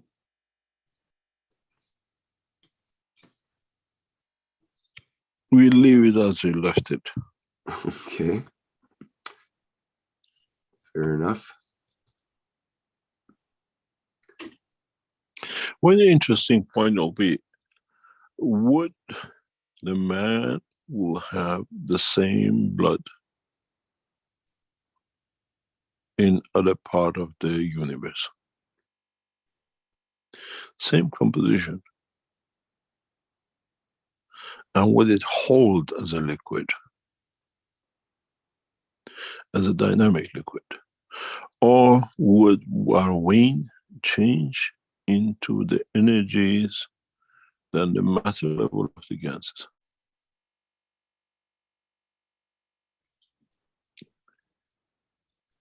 The answer is yes, and is part of the structure of the space technology. If we carry blood the way we do, we've seen it when it goes into cold, it freezes. And when it goes to the hot, it boils. When it comes to the fire, it burns. But you cannot burn, freeze, or whatever with the energy of the gas as a mode of transportation of the energy. Would the blood vessels of the man will change themselves to tunnels or the channels for carrying plasmatic field energies than actually the matter state of the energy as blood? Or would we change our dimension to a plasma which everything feeds through it from inside out? The way we said the soul of the man will feed the physicality.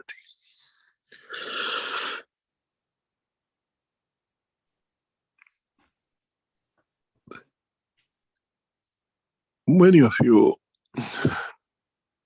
have heard me from early times explaining about we get our energy 80% from the environment and 20% from what we eat. Part of this, small fraction of part of this, comes through the interaction of the energy of the cells of the body of man with the environment. But majority of it comes from the expansion of the soul, especially at the time of the sleep, where body absorbs all the energies it needs from cosmic rays.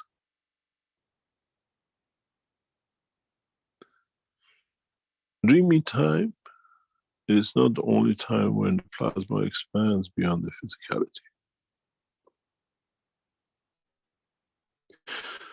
Have you ever thought why you need a rest to recover, and then you wake up and you're fresh? In the present world of science, they tell you that the body repairs or whatever. But in fact, that's for 20% of what is needed. The other 80%, while you quote unquote go to sleep and dream or whatever, the reduction in the field strength of the blood vessels containment allows the soul to absorb the energy from the environment and feed you. So when you go to sleep next time, when you wake up and you're fresh, doesn't matter during the day or a nap for a few minutes or siesta for a few hours or sleep at night, understand that that's the time you actually reload. It's not the only time of the dream. So we are used to loading up, taking energy, but on the extremes of the level of the soul. But we never understood, we never knew. You got to remember when we say, and we speak about dreaming, and now we understand dreaming is the expansion of the soul in connection with other souls. It does not just beam up to one position. It interacts with all the fields of the universe, gives and takes. What you discharge is whatever, sweat or whatever from your body, is a fraction of what your body gives as what it doesn't need during your rest time to the, what we call this environment. If you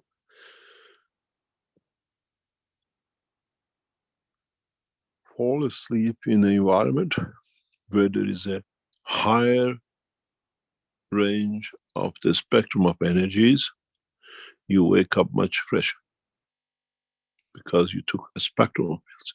If you find yourself resting in a confined space and in a way confined in energy, cosmic rays, you'll find I slept but I don't feel good, I don't get what I need.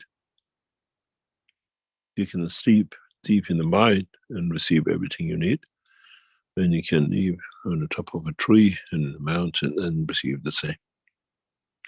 It's how your soul in the expansion beyond the physicality interacts with the environment, takes what it needs in the energy level which needs.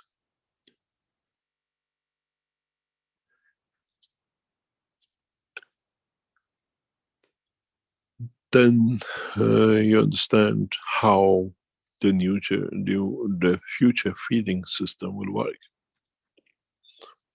We provide a spectrum and you lock into it, you take what you need. And in a way, maximum time you need to be connected to any system with the new CPCUs is seconds, milliseconds.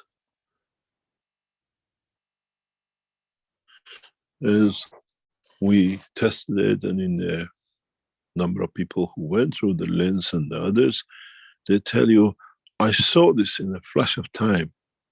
It wasn't long. That's all it takes, a flash of time to download, to receive, and to give what you need and what you don't need. Doesn't need to be hours. It's like the way you go to a place from Lynn, suddenly you're on the moon. Because you transmute on the field strength of the planet because you tuned into it. At the moment when you want to tune the radio, you play the dial till you get to it. Now your brain has already knows what to dial for where because it receives fields from them all the time. And we'll get used to this very, very quickly. It'll be amazing how the cities like in China, we're seeing hundreds of thousands of people involved in making iPhones and iPads. In the next few months and years, will change to make what you call CPUs, the cosmic ray units receivers. And they're what we call the satellite systems of them. And how will it be provided? There is a lot of things in the future will change. In a few years, especially when we start going on the excursion of space travel, there'll be a job which has no room in the world of the creation, and that's doctors. They become historical things, a medical doctor. Because as we go on, I explained past 3-4 weeks, into the full system of understanding to work, and once the body knows what to reach, where to reach, you don't never get sick. Accidental situations will be there, but in a very short time, technology will develop that even accidental conditions can be processed. Working in a place called hospital will become reality.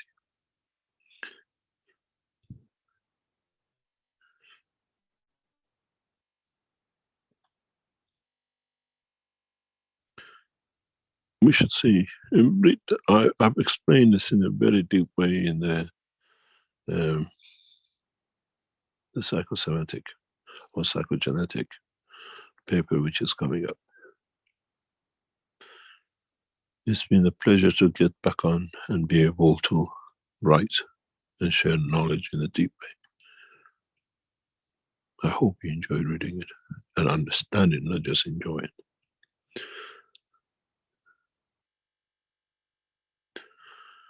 Any other question? Okay, from you on live stream, who said, in the last session you mentioned that what we are today is a reflection of our ancestors through the structure of RNA and DNA of men. My question is, what happens then to the people whose souls were enlightened by the cosmic rays? Will their children get enlightened too to see the Creator? One way or another, all of us will reach that point. And our children, especially the children which are born with a new understanding of the creation of the soul first, have already that connection. They don't need to. They understand the whole process of the creation from true essence of, not through what I call man's book. So our children, the future children of this race of the man and the others, will be created out of the fields of the universe without interaction of the physicality. So they already have that access.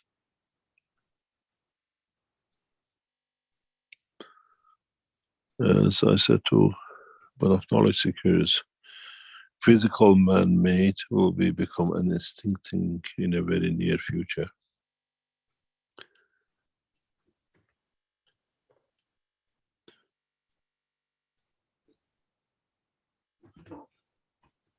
Do those children that you mentioned have changed DNA because of the cosmic rays?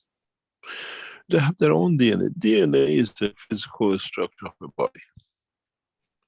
How the plasma fields are created from the certain given field strength. You know, when I've said this many times in teachings, you know, they say you have equal to 1 nail of iron in your body, and you have so many grams of carbon or nitrogen. If you get these matters and put them on a table, they don't pile up to more than a few millimeters off the table. When you make them, now that we understand, into a plasmatic GANS condition, give that structure of the man 1 meter or 2 meters high and 3-dimensional. Just go. I did this years ago, and it's absolutely hits you right in the face. And this came out of an experience. I was watching an ad, or was it something on television, where they brought a very, very overweight person, and they said, you carry 200 pounds of fat. And they brought 200 pounds of lard, and they put it on the other side, says, this is how much you carry. And that brought me going through the scientific papers, how much nail, how much, iron, how much zinc, how much copper is in the body of the man. And I piled it on the table. It's not much. Put a dust equal to amount of nail, put enough dust, enough for the, oxygen and hydrogen. You can understand how it'll be in the solid state or whatever. It doesn't pile up more than a few millimeters. And most of it is calcium. Then you understand, you're standing next to it, this is the matter state. So the body of the man cannot be in the matter state if you stand 1 or 2 meters high. It's blown up somewhere. These iron particles have changed. It must be somehow expanded. And it can be no other condition but a plasmatic condition, a cancer state. That you put balloons together. You go and you buy a pack of 100 balloons for a party. They come in a little tiny bag. Now, you take them home and you put gas in them and you blow them up. The room is not enough space for them all to be in. And this is the same as the body of the man. In the matter state, we don't add up too much. In the gas state, we become the body of the man. We get that balloon blown up, that amino acid, that iron now has a volume. It's not flat. It's not matter state. It's a gas state. This explains a lot in the world of understanding the whole cycle of life. And then, if you understand, the balloons are not just confined to the air they contain, they are dynamic. Now they interact with each other. They're like magnetic balloons. They space cap each other. And then, as they are magnetic, they interact with other magnetic fields in their environment, even if they are not in the box you put them in. When you put a balloon in a room, it's a balloon in the room. But if you create a magnetic field balloon in one room, it interacts with the magnetic field balloon in the house next door. It's a different understanding. It's understanding the true nature of the creation in the living things. Then the whole thing changes. Then science of life of the man, the way we've been taught, literally gets thrown out of the window.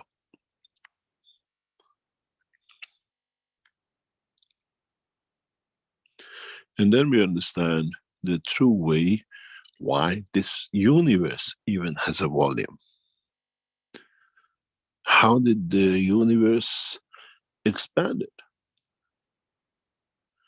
Then we understand the structure of the galaxies.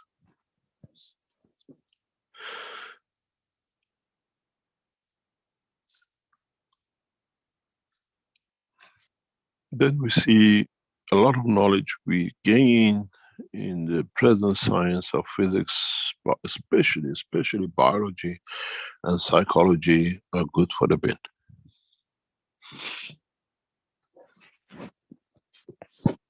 Because we never understood the interaction of the fields. We just understood mash it, pill it, inject it, and that's the solution in a matter state. We dealt with the body of the man in a matter state, not in the plasma state. Read the book, the papers coming out. I explain this in detail in these papers.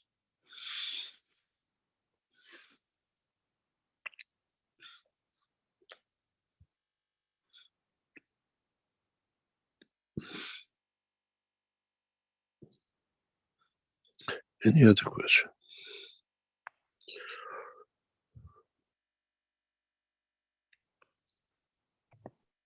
Okay, let's see, back to Syed again, who's asking, is Maglev plasmatic energy different from electricity? I think you kind of explained that. Yes, they are. And he says, can we power appliances using this energy, the plasmatic energy? If you do it properly, yes. But none of the knowledge seekers up to now have understood it. Yes. Actually, go back in one of the demonstrations from Arizona with John, where one of the knowledge seekers was walking between the magrals and turning up the lights. That should have given a lot of understanding. We explained this originally as a, what we call entertainment piece in the Sansana, and I explained this before many times. Whenever we used to end up at the end of the day when we switched the fluorescent lights off, we used to have the dance of lights. Usually when you switch a fluorescent light, it just switches off and that's it. But we used to create so much plasma in the building in a different strength that as they came in touch with the, what we call fluorescent tubes, for minutes we used to wait and watch number of the fluorescent tubes lighting up and dancing with each other as the energy of the plasma was converted into electricity or light. And if you understood these things, yes, you can. Many of you which receive the new CPCUs, you will see a new dimension of vision. That's for sure. You will receive, or you'll be able to, if you tune to it the right way, to see literally, doesn't matter day or night. It brings you a new visual capabilities, because the visuality will not be through the eyes, but you see it through the soul. Many of you will perceive, for example, an accident before it happens, because the connection comes through the soul of the man, with the new units coming out. And the many of you, by using these new units, will see changes in your emotion, you will see changes in your physical condition, you will see changes in every aspect of the life, in your interaction with your loved ones and your associates and your life.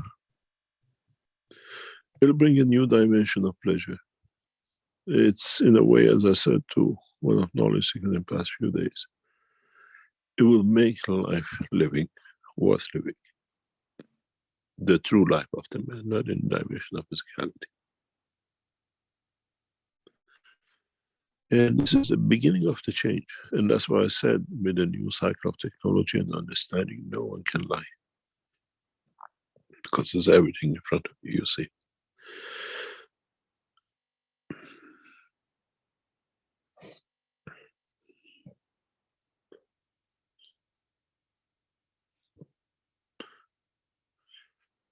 Any other question? Okay, question in their Q&A from Cristiano. Good morning, Mr. Keshe and all present seekers. In chapter 10 and page 95 of book 3, I understood that the black hole in the universe is created through the interaction of two or more magnetic fields, and that this black hole functions as a recycling center for magnetic fields and is a source of cosmic rays. I would like to ask two questions, if I may. One, the goal to be achieved in the MagRav was to create a unit for the creation of magnetic fields, and through another system create the condition for amalgamation of these fields to create thus a black hole. So also is man. The black hole in the MagRav units is a coating on the copper wires. As simple as that. But knowledge seekers have not managed to understand how to harvest it.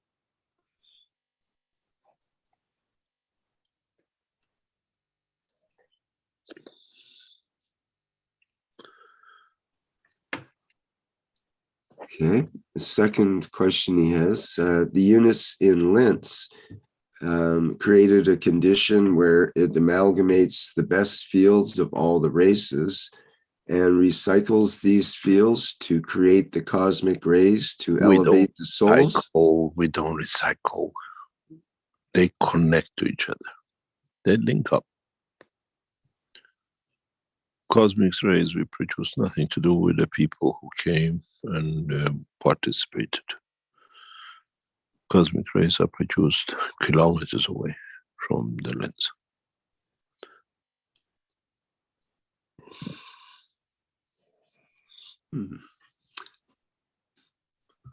Okay.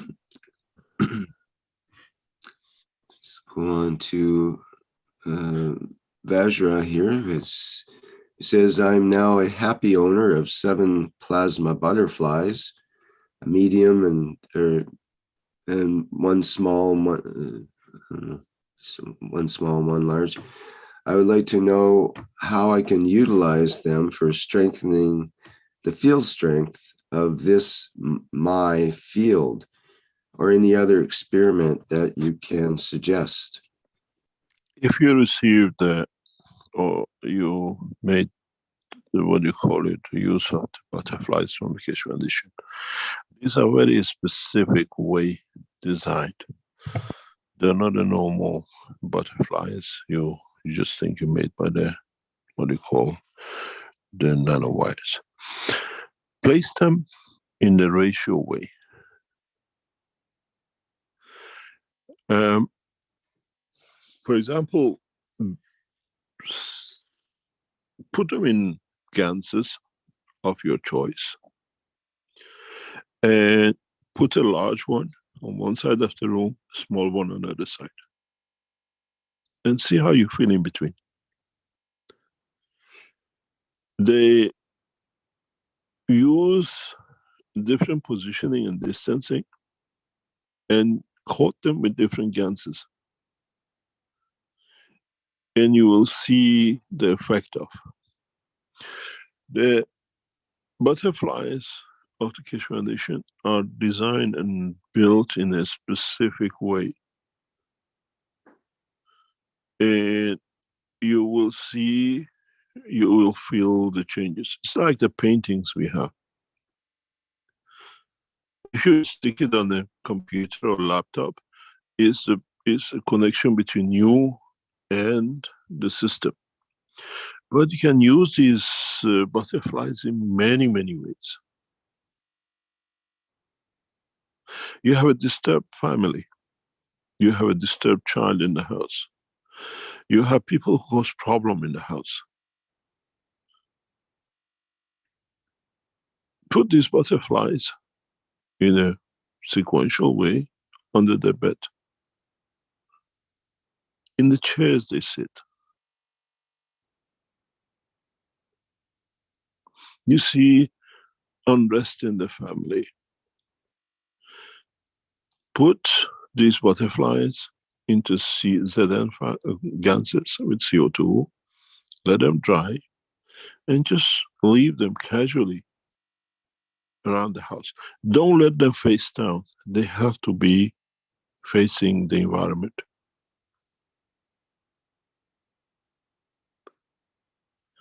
You have children who cannot sleep at night. Put it under the mattress, under the carpet, under their bed, and place one above. Change the environment of the room. They'll sleep peaceful.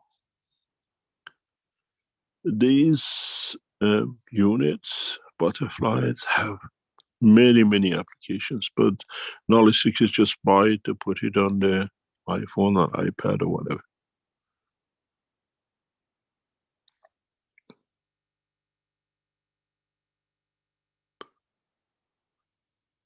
You have a stressful in the car. Hang one in the front, one in the back, or put them in a way position. Change the environment of the car completely. In the office, you have people who disturb you. Just put two across. Doesn't need to be, just use it as decoration. It's actually made like decoration.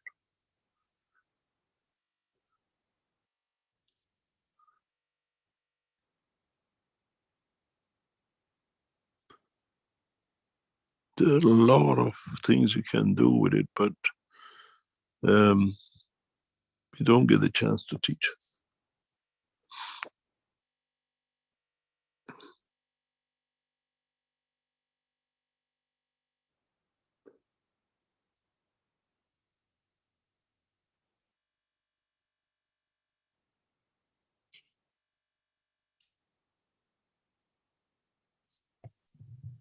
Okay, thank you, Mr. Keshe. We have a hand up here with someone familiar, Dean.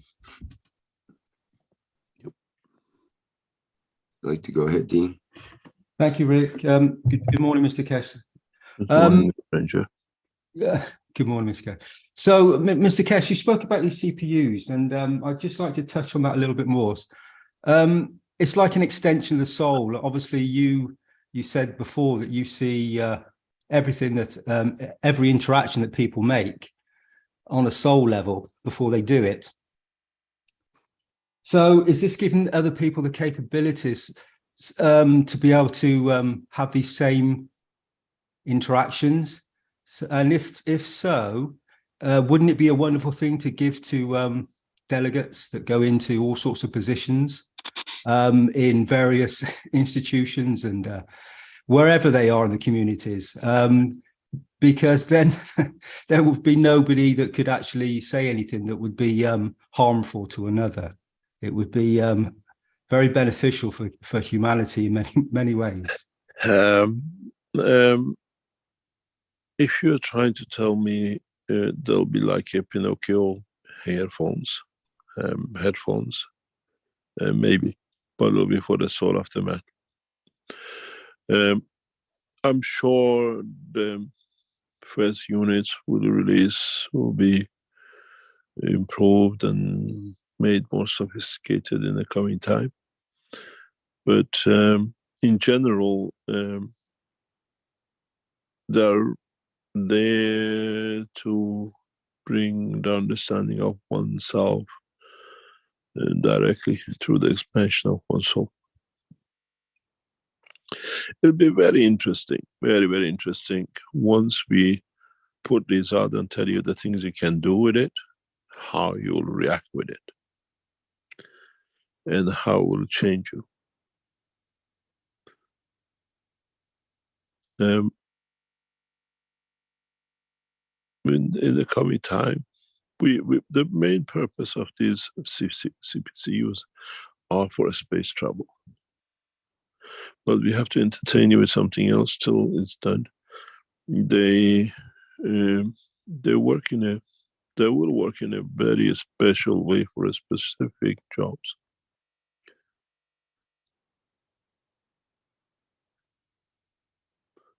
So, Mr. Keshe, so if they give one the capabilities to travel, is that going to be a situation where each individual will make the decision? Is it the same situation? Yes. You're the captain of your ship, sort of thing? Yes, yes. That's the whole purpose of it. But you have to be very clear about this to the knowledge seekers who will become the first passengers. Actually, one of them this morning, I think he's around somewhere in the listening list or listens later on. And that is, you have to be clear about everything before you start using these systems. What is the intention of the travel? Am I going to spread love and care to my child, to people I meet, or am I going on the way to cheat and whatever? You'll find out you won't take the trip. We said, you'll have many presidents and the kings and rulers which walk away from the enhancement unit. Now this has become miniature enhancement unit, but more powerful. As I said, and we've seen in the past few months, many Russian rich people somehow they're jumping out of the windows everywhere around the world. And we see many, many instrumental people in the world of the Bitcoin currency are dying very young. In the past few months, we see many, many of them. Both cases. If you have these CPCUs, would your soul allow your physicality to go through this? Or then we know this is becoming possibilities, then we know somebody has thrown you out of the window.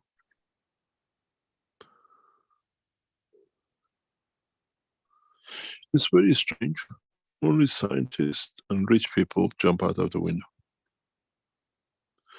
We saw the Chinese Yahoo gentleman flew out of the window in the US when the Huawei business came to light. And in the past few months, we've seen many top Russian governmental and key people suddenly just jump out the window, becomes fashionable. Or or is it enforceable? Has it been enforced? And so these things become impossibilities. So, Mr. Keshe, so if these people that are jumping out of windows, if they had one of these units, they wouldn't even be in that position to be near the window. Is that correct? Well, it depends if they were near the window or they were brought near the window, if you understand it. Mm-hmm. Yeah. It's a very, very different situation. Can I ask you another question, Mr. Keshe, quickly? Yeah. Just it sort of jumps a little bit. So from the 16th, I've noticed my sleep patterns have been very different. I've spent large proportions of moments very deep in sleep, and obviously I needed that energy. I needed to take from whatever it was. And then all of a sudden I changed my thought pattern, like this morning, and then last night there was a very big storm going on around here, but I didn't, my sleep was different. I was able to wake up when I needed to today. So is there many transitional things happening since the 16th with with a lot of people, yes. with a lot of people, yeah? With a lot of people, physically, psychologically, yes. Because we're getting a feedback. We're getting a lot of feedback, especially the ones who are involved with the Brazilian group. We don't see any more Italians around Keshe Foundation work, which was expected. But with the Brazilians, we're getting a feedback. With the Germans, we're getting a feedback. We see yes. There has been a lot of evolution psychologically and physically for them, yes. You mentioned, Mr. Keshe, that obviously as part of that, and many other beautiful souls were present, and we all joined to one, you said, and reached at one point that creation point. That in itself is obviously a massive gift. And when will we come to understand sort of how we've what we've achieved or what you've given to us? How will we really understand that? I think it's the test of time and understanding it and not just putting it out. It happened. Why didn't it happen before, as I said, and why did it just happen after? And then you understand the changes. Is this going to be a gradual change for some of us? It depends. I think with the new, what do you call, CPC units, it'll be a very, very drastic change for a lot of people. We will see humane people, not human people. As I said, we'll see the children of Mitra, or the ethos of Mitra.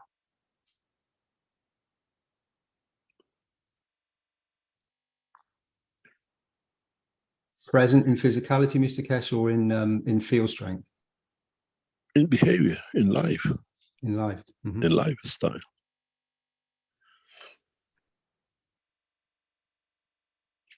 In how we take that step towards it. We know what it'll bring. It'll bring a lot of physical pain till psychological, what I call condition of it, psychogenetic is sorted. And then life becomes a pleasure to live. It's not the key, oh, I have a cancer, I buy a head unit, I want cancer. You might find there'll be no solution for your cancer because you have not sorted out the emotion, how the cancer started. And you block that side, so how can you change the other side?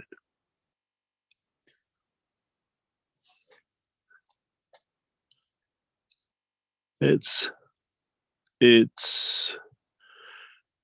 not a one-way traffic key. It's me, I take. You'll find out your own structure will block you from receiving it because the intention is wrong. You have not understood the reason why you're in that position.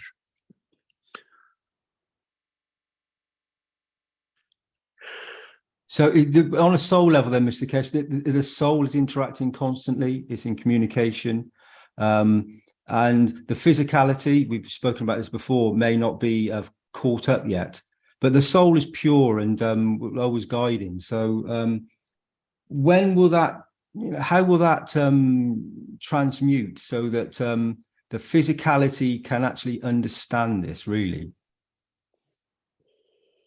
Physicality understands only by comparison. This is the habit of the man.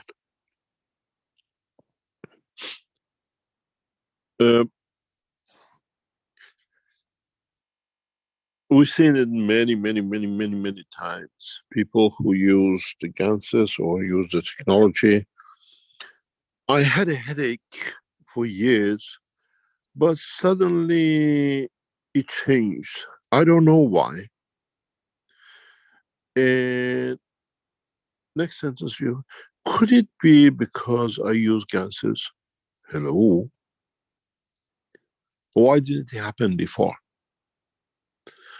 And why does it happen when you use gas? But it could be coincidental, it cannot be really. But I don't have the headache anymore, so I can't test it if it was ganses. I heard this hundreds of times. And next time they have a problem, they use ganses. It doesn't work, Mr. Keshe. I tried everything with ganses. Yes, you cheated yourself to your soul, so you blocked yourself. What do you want? You cannot cheat with the technology, with the knowledge of the creation. So you benefit by it, you denied it, so now it denies you because you can't accept it. The soul does not accept the I. Mr. Keshe, I've noticed this with myself. I'll be exactly the same. I've used ganses and used other the technology, and at moments when you're in a certain position, it expands out and you receive the energies. And then other times when you require it, as you said, you're out of balance or whatever it is, and you need it, but you don't receive it. And I think you've just explained that. Why that because happens. you're in the wrong way of getting it. You're not getting what you need. You want to get what you think you need, but you actually blocked it yourself in receiving it. So what we think we need is not always the case. Exactly. Yeah, I always call it girls love affair relationship. On the table they push you away, underneath they pull you with the leg. You understand? Yeah, I still love you, but I want to say no, I don't want you. You understand? Yeah, I do, Mr. Keshe. So it's the same with the soul of the man. It's a fine balanced position. It's a very clear defined position. Okay. Thou shalt not lie. This was one of the things always. Actually, the first thing is thou shalt not lie to itself, to himself. How do you know you're doing that though, Mr. Keshe? Because you don't think, because when we do, I don't ever think I'm lying to myself. I try always to be as we accept conditions. We accept conditions, and then we accepting it, we see it as to be right. We see abuse. We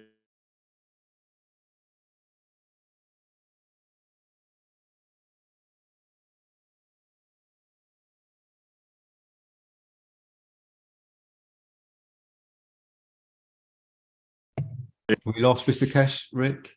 Is he gone? Thank you for confirming that. I'm back. He's back. Okay. Yeah, I'm back. It's somewhere. Somebody keeps on calling. We don't know what it is. Who it is? the principle of the whole work is denial to block. And if we do it, we accept it, we accept the views. And then we become the one who's at fault, accepting it.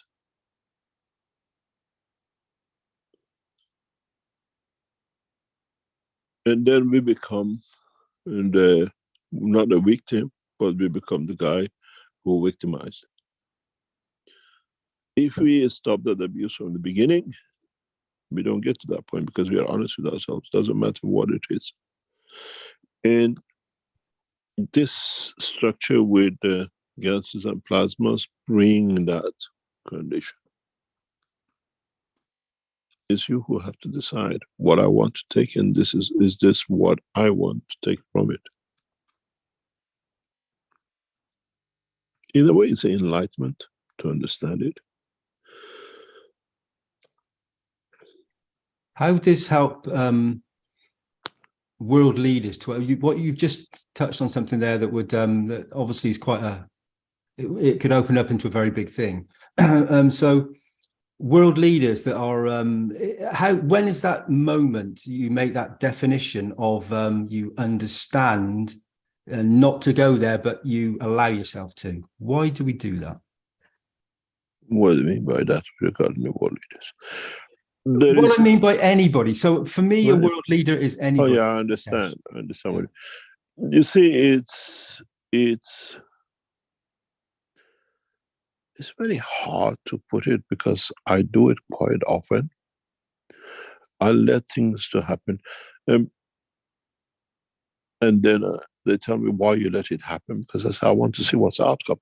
I'm a big experimental person in every way of shape of life. It's not just with research, it's with the interaction of the fields, people's behavior.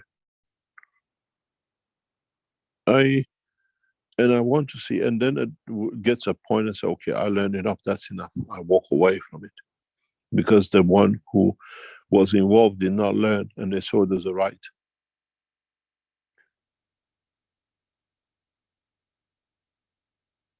Abusive behavior, misconduct, because you sit and saying, okay, one day they get elevated, one day they understand, then becomes your problem. And they don't see it as their problem. The problem they created, and you just, as an observer, see where it's going to go. And when you put a stop to it, then you're the guilty one. I had that in my ex-marriage. Numerous misconducts, adulteries.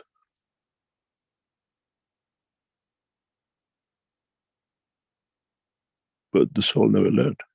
And when you put your foot down, it's your problem.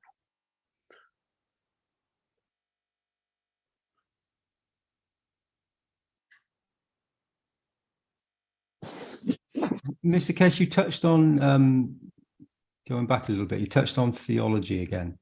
And so how would this transmute to theological teachings? How would they understand? I know that we need to express the aspects of the soul, and you've gone beyond the, like the 10 commandments of one of the religions. There was these commandments, and you've explained beyond this, and so we've taken it to another level for humanity to catch up to and to understand. How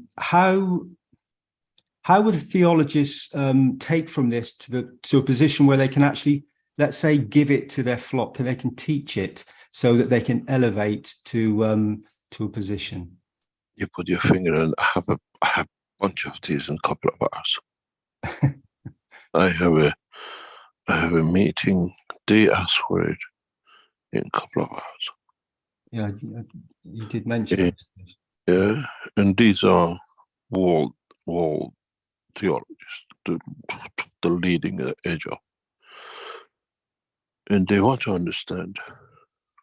And I've been bashing my head how explain to them without touching their belief, for them to come to understanding, not for me to explain, for them to understand.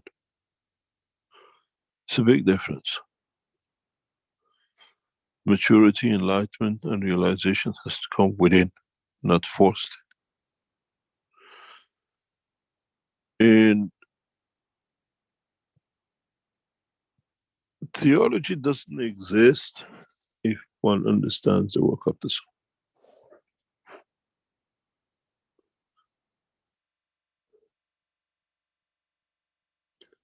Can I ask a question, Mr. Keshe, on that? So why did prophets, given the knowledge, why did they come forward to teach humanity? What do you mean? So the prophets were given the knowledge of the Creator, and they came forward to give this out, and then it's got sort of changed. You know, that it was many of the aspects were changed. You know, if you play with the English language, you're an Englishman. Right. When profitability become profitable, Mm-hmm. they became prophets.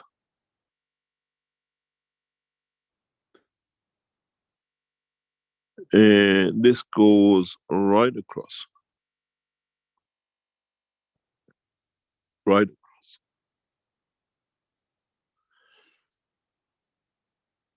Prophesizing and just talking and then making it profitable has been the main problem of the past. And so this is the beauty with Keshe Foundation. We don't prophesize, we teach you the technology that nobody can prophesize this for you. You take it as you become professor in it, to your understanding. So you have no more prophets to, or what I call magicians.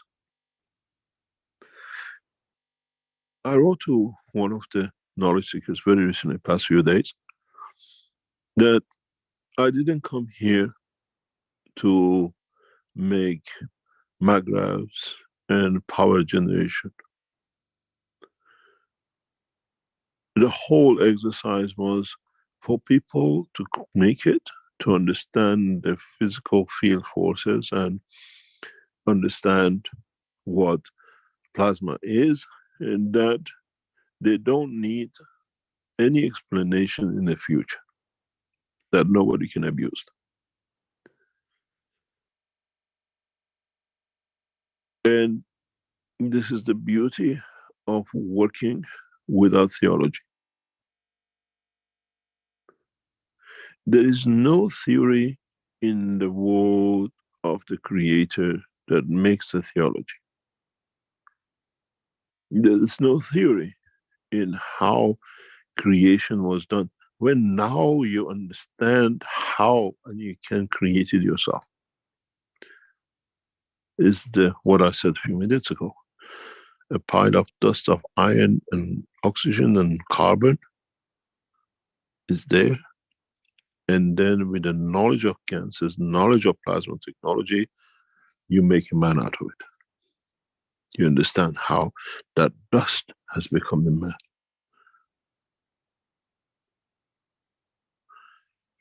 By not blowing the wind of God's will, but understanding the process of the expansion of every atom into a gas, into a balloon of energy. When you go to church, they say we blow the wind of life in the body of the man, and the rest of it in different shape or forms. But now you understand that blowing of the whatever is actually expansion of the matter into a gas state of itself. If you take all those number of atoms in the pile of the body of the man and make a gas of them, you'll see you get the same height and the same structure of the man. Now we understand what has been theology, theory of the life in creation, now has become a science. So there is no theology.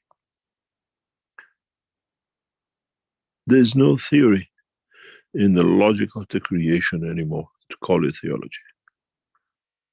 Because now with the knowledge of the Keshe Foundation, we brought the science of the creation. Doesn't leave any room for theory of the creation, because now you have the facts. You can create it.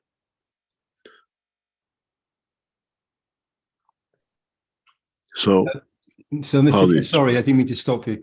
So would it be that if we'd have given these prophets the ability to make the cup of life, and even now to give these theologists the ability to make the cup of life, to understand the technology, would this help? I was talking to them before the teaching, just before we start teaching. And I said, you need a headphone. Can we have the headphone just this afternoon and see how we do? We see the soul of the prophet. I said, yes, but the system is switched off till the 10th. Then we believe it. So, and then even when they do it, then they say, oh, he's playing with the mind, blah, blah, blah, blah. Because if they accept it, they don't have a job.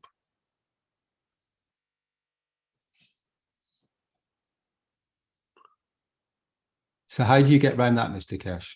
If it really does come down to being that simple. So they cannot lie to themselves. You bring it to the end themselves. I explained last week about when I was a child, people used to come and change clothes. All those people were mullahs with turbine and beard, and their families. All of them without failure. They were chief leading mullahs and ayatollahs who changed clothes.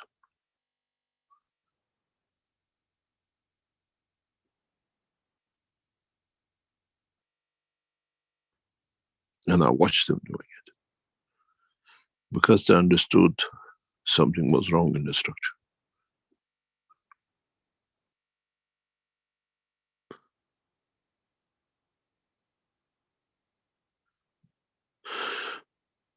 Was it just mullahs, Mr. Keshe? No, I don't mean that in the wrong way, but was there other theologists? Did you ever? No. All mullahs with their turbines and the ropes. And I saw them packed in what they call bundles and taken out. Seen that many times with my own eyes. And they went on to live normal lives, Mr. Keshe? And little lives, yeah. They were given jobs in positions in places and they moved on, yeah. Were they happy? I don't know. Never met them again.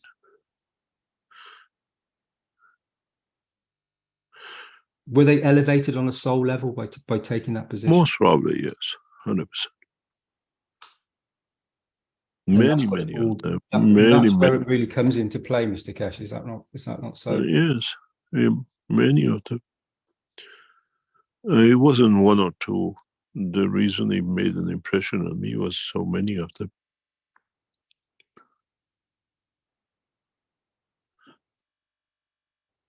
How did you get them to understand, Mr. Keshe? How did you get them to understand?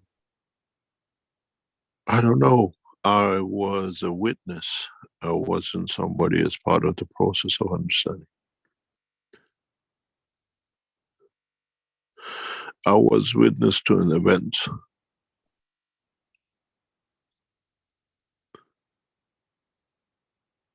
I've seen that with my own immediate family, where they changed from one to another.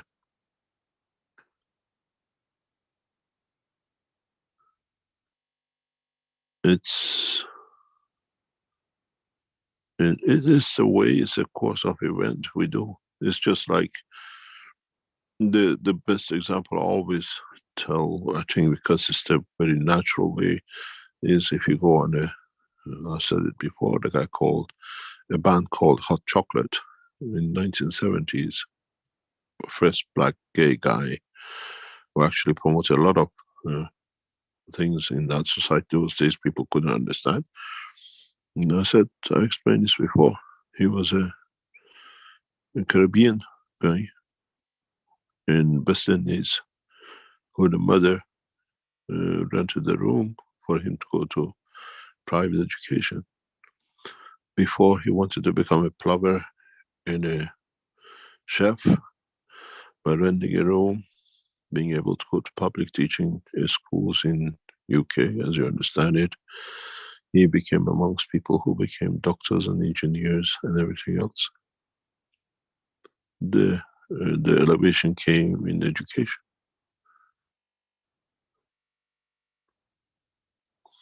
It's the same with the teachings. If you understand it, the teachings gives you that insight to understand more. That's all.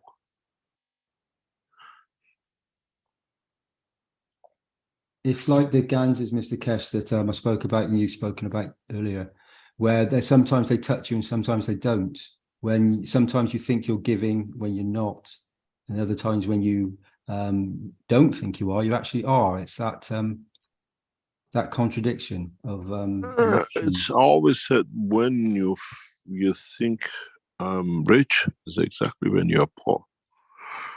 As always said, when they tell you how much they're worth and you can tell how much, then you're not actually rich because you can put value to it.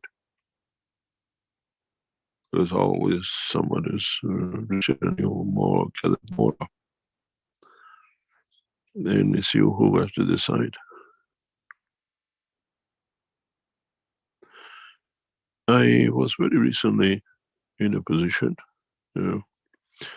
lady decided to be very insultive, very aggressive, and it was a very unusual position. And it happened again itself within a few hours later on, again with the same woman. And I said to her, I've never seen a more insultive and arrogant woman than you. And you're just a receptionist. And she ran after me, trying to say who she is. I didn't say anything. And I said, this shouldn't have happened, but I don't know why. But it was very strange. When she spoke German to the German people, she had a different behavior. When she spoke with people not Austrian, she had very insulting behavior. So I wrote to her bosses that, is this the behavior of your company? Is it the new policy with your organization? So we avoid you. And immediately within a day, they responded back that now they understand they have a problem with their structure. And they're going to correct it because they never realized this is going on in their structure. How do we become one? How do we allow this to happen? How do we choose to be insultive to one and cooperative and friendly with other on the same table? The same person. What do we accept and what is the limitation of accepting?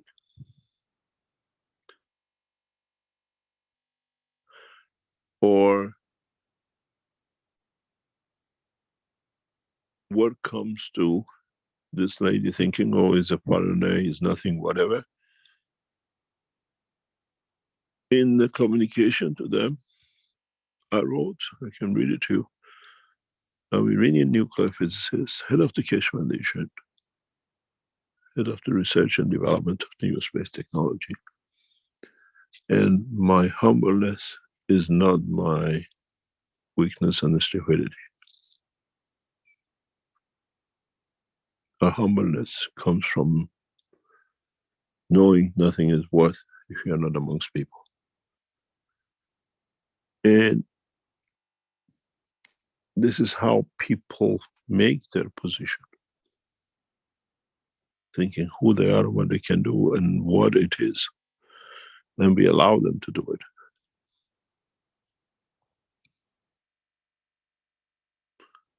And this is part of the life we have. It's the same with education in knowledge and in understanding.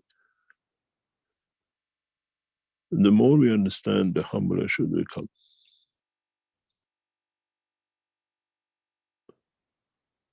That sort of goes, Mr. Keshe, with you explaining none higher, none lower. And I haven't been around the foundation and yourself. I know how humble you are and how you treat people.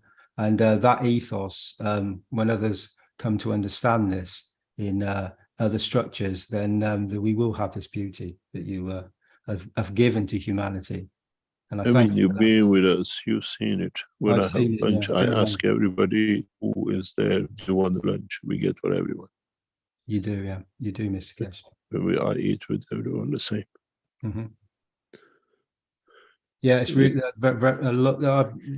the beauty that you've given, and you live by it. It is thoughts, it is words, and it is action. It is they all tie in together, and that ethos is what we need to portray and give to everybody to understand this. The theologists, if they those three words, those three attributes, if they brought those together within inside themselves, then they would find this the ability to move forward. It all depends how you take it. The minute you see yourself higher than the others is the time when you failed. We had many occasions in training where we had what we call the teaching center there. We always used to eat together. In lunchtime wasn't I eat somewhere else, somebody else, they bring their lunch. Our housekeeper used to cook, and lunchtime she used to come and lay a table for everyone. Doesn't matter, you were a guest, you were knowledge seekers, you were people who were with us doing research or whatever. We all sat around the table and we ate together. And our housekeeper used to cook food and lay the table that we laid our table at home. We used to sit and eat, and she cleaned up and go home. And this is how it is. There should be no difference. And this is not something I brought in Keshe Foundation. This is how I was brought up. I took over a company years ago, and becoming a major partner. They had a canteen, and the management had a table for themselves. They were Indians, and the workers used to eat separate, and the management table was laid and everything. The first day I went, I saw this. I thought, something is wrong in this place. How do you know what's going on in your business if you don't talk to the people who run your business? I took my plate and I went and sat with the warehouse people, and I sat with the workers in the factory end, and they were shocked. They could not accept you eat with workers. I said, you know something, while I'm here, you can't run your business because you do not understand what's happening with workers. Now I'm in charge, I own, I run my way. And I abolished the management table. And this is how it should be. That's a beauty, Mr. Keshe. I've noticed that when I used to take pictures in corporations back in the UK, I used to see this a lot. I'm sure it's changed now. This was a long time ago. Where what you just described. Nothing has changed. Many it's become tables. more much. Sorry, it's. Pardon? I couldn't hear because the bells are changed. Now because more. They got more posh. They go to expensive restaurants for lunch. Okay, I understand. Yeah. Go on, carry on. So as I said, I used to see this situation where the management would have them their tables laid out completely in a different, segregated sort of area, and then the workers would come along and they would be almost sometimes in another room. So it's exactly what you've just said, with them going out to restaurants instead now and not being with the workers. And that ethos seems to have changed. As I said, that was a long time ago. Now it seems to be that management are starting to understand they need to be more with the workers as well. Is that not the case now? Is that not being brought forward? It is there because now the workers come through, the management comes through the working class. It's part of being human, nothing else. It's the minute you consider yourself higher than the others is the time when you actually finish life. That's establishing growth.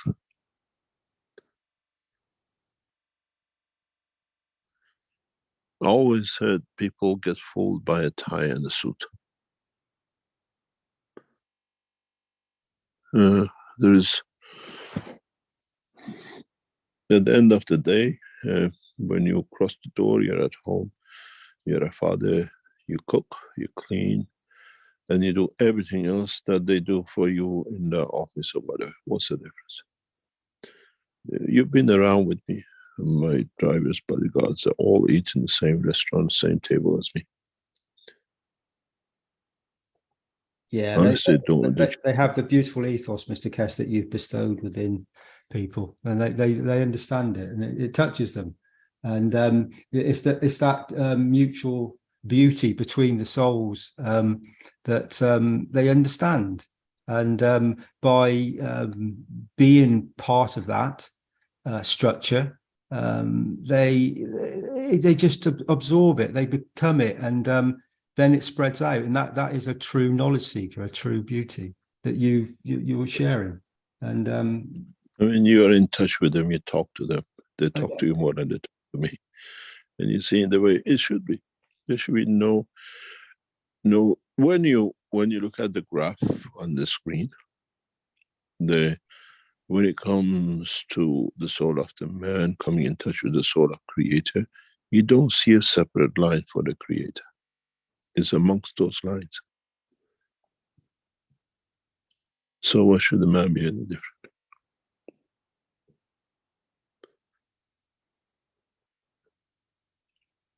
thank you for understanding, Mr. Keshe. Oh, I understood a long time ago. I know you do. And we have to catch up. We have to catch up. And even when we, as you said, when we think we know, we don't. And it's that constant. We're just touching the tip of the iceberg, and there's a lot more to always experience and to know in both, in all the dimensions. It's that beauty of growing, I suppose. You got to do it yourself. Otherwise, I was brought up in the household of maids or whatever. And my father always said, you have to learn to cook. If they're not there, you're going to starve. And this is how it's been, how it should be.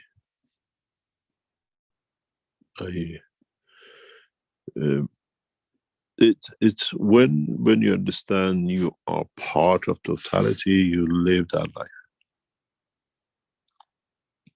This is one of the biggest problems we had to start with Belgium and the British authorities. Belgians wanted securities and everything else you tell, and they told me you're uncontrollable. You go where you want, when you want, and this cannot be. We can't provide you security this way. And we said we don't need it, because if it's going to happen, it's going to. At the end of the day, they're afraid of what they're going to do to us than actually others. They should be able to live amongst people. This is something I learned from my father. Nobody knows who you are when you walk into a restaurant or you walk into a shop. And you should be like them. That's a beauty, Mr. Keshe. And so is that going, the ethos of the universe, of other beings, other souls, this comes from this structure? It is, if you listen to one of the intros and one of the teaching of very earlier on, from a distance, now we understand the soul of the man is within a man. The soul doesn't see the soul of a king or a waiter or a fish. This is a shining star. And that's all it is, because you don't see the physicality. And that's how it will be. In the now the research center of the Keshe Foundation, before we split everything up in different ways, when it was lunchtime, I used to cook and take food for the staff, for all of us to eat together. It wasn't there going there for somebody to cook when it was time, when it's there. I used to cook for and take in for us all to share. And that's how it should be. The minute you see yourself different, this is a time when you stop growing. The arrogance takes over reality.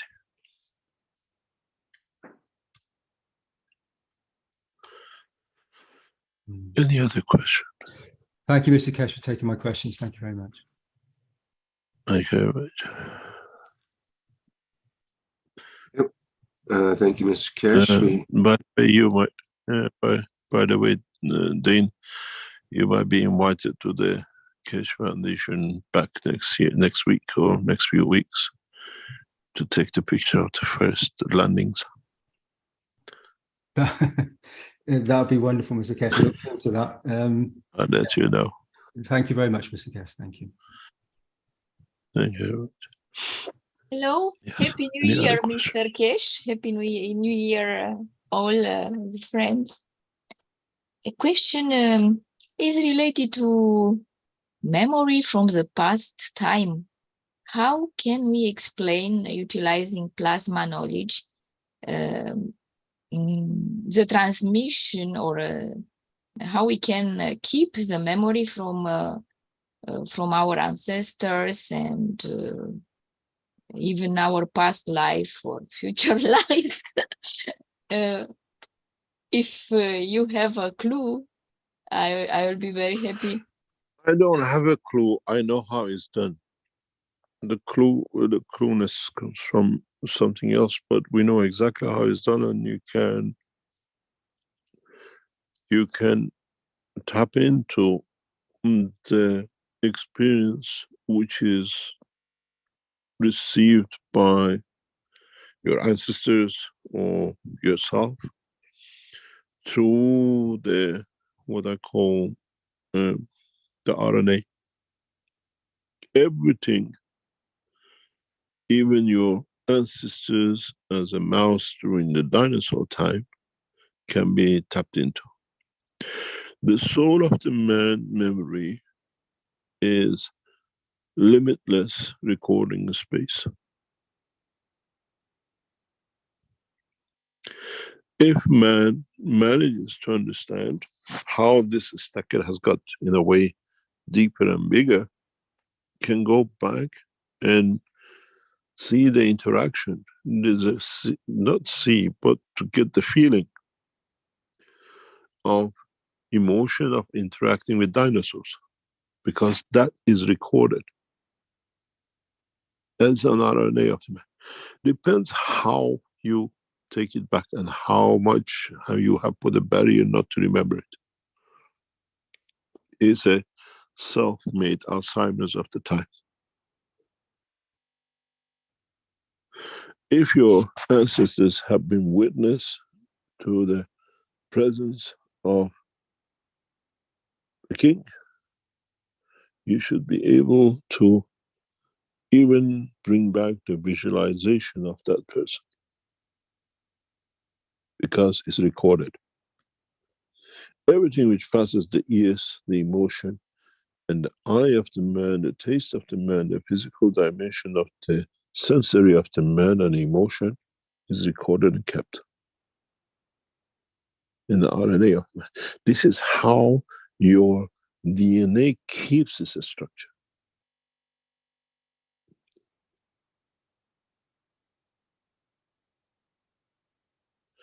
At the moment, what we call the study of the RNA and DNA is in its infancy.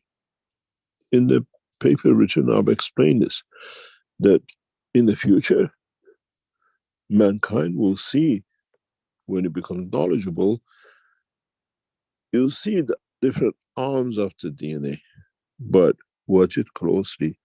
Nano micro space gap difference between one to another.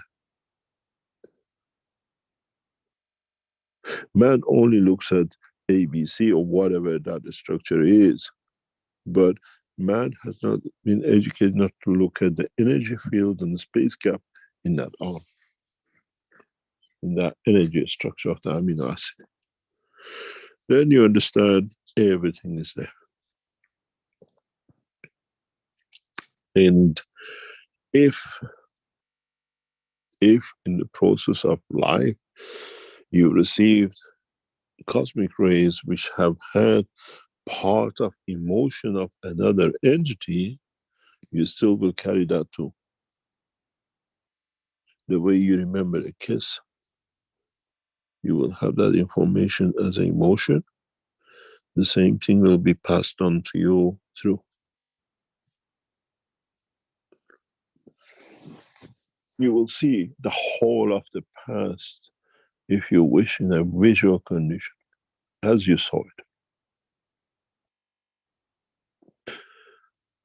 Many knowledge seekers since the 16th have been through this. They visually explain to you. I read the reports, I talk to some of them. The 20th incursion will bring shock to many, many of you who will be present.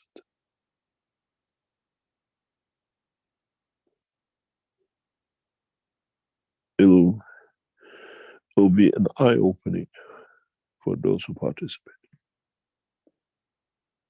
Actually, a soul-opening more than anything else.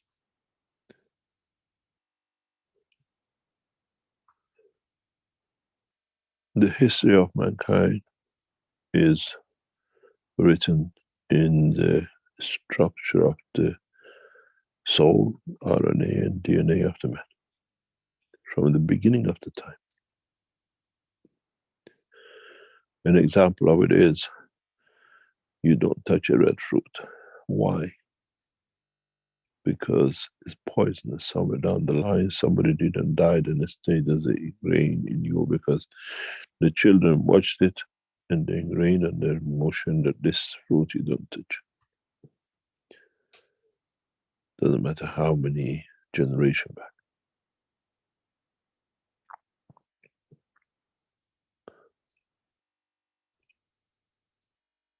Yes, and we can take in space when we travel all this Yes, memory. so it's not a memory, it's the collection of information, knowledge.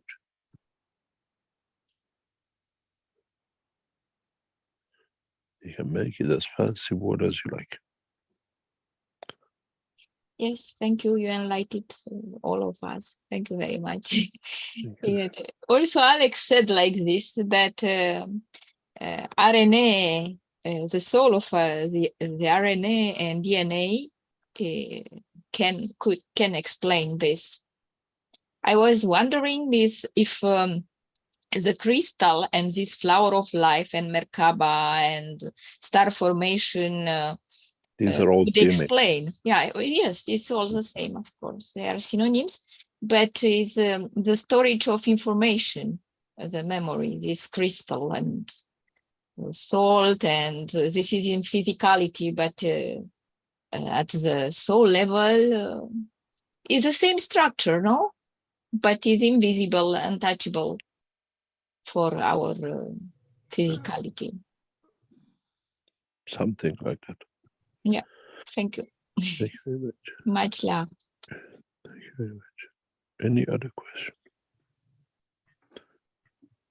Thank you, Mr. Keshe. We have a question from Carlos in the chat here, in our webinar chat. He says, good morning, Mr. Keshe, and all the beautiful knowledge-seeking souls present here. In the Knowledge Seekers Workshop number 167, Studies on the Emotions, you teach us that as we understand the value of our emotions, new questions and new ideas will arise about how to deal with and control our emotions. And try not to look at the emotion, try to look to understand where the fields of emotion will create reactions in the physicality and in the soul. Then you'll find the way to the soul. So the essence of change is the essence of our emotions that change as we interact with our environment. That was the quote. The question is, how can we deepen our understanding of the power of emotion of presence in the cosmic ray creation? You have a presence in every strength. And it's on the point of the observation or observer, which according to him or to her decides your presence or strength of presence or what you carry.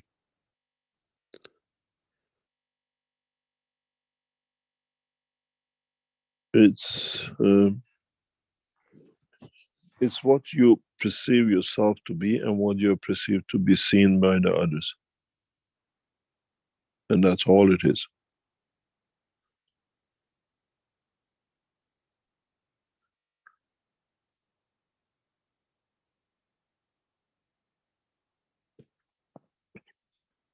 There's no more, no less.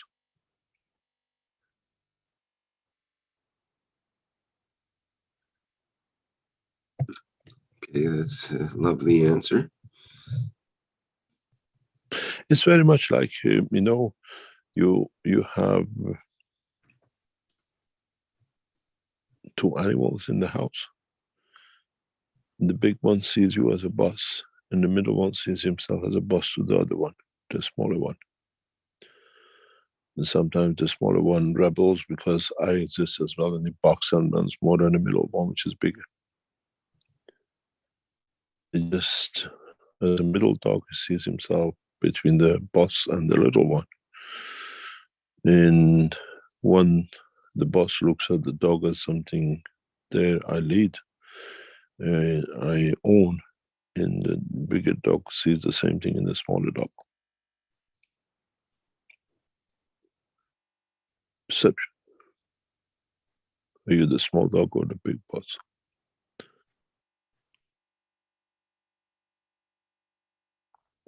But it's the same people, same thing.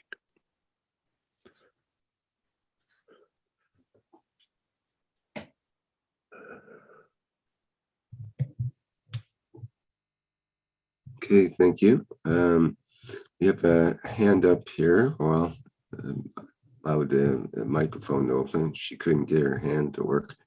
From Hello. Yes. Hello, Go ahead. it's Mehran. Go ahead, Mehran. Thank you very much. Are you Thank back you very in much. Iran or are you back in Paris now?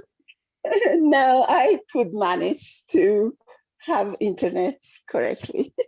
Oh, you're I'm very still happy. Yes. So, thank you very much, sir. And everybody. Well, I had a question. I tried to have the traditional concepts with your new cosmic knowledge answered. I wanted to ask when this, what it's called, the Saint Spirit or Christ or etc. overcomes a spirit of a man or a woman. After that, his spirit goes, or the whole thing goes, what happens to the spirit originally of that person who was chosen for that mission? Does it elevate as well? It elevates and becomes part of. Oh. You cannot. Tomorrow is essential. What do you call it? The Epiphany, 6th of January.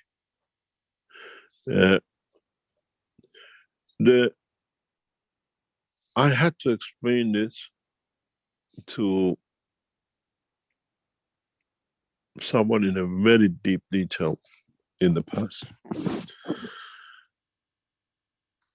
When you accept the soul in the level of prophets, and at the same time you have the soul of the man itself,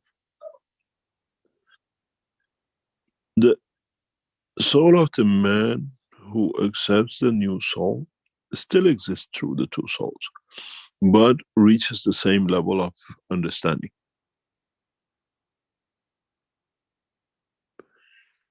And it becomes part of.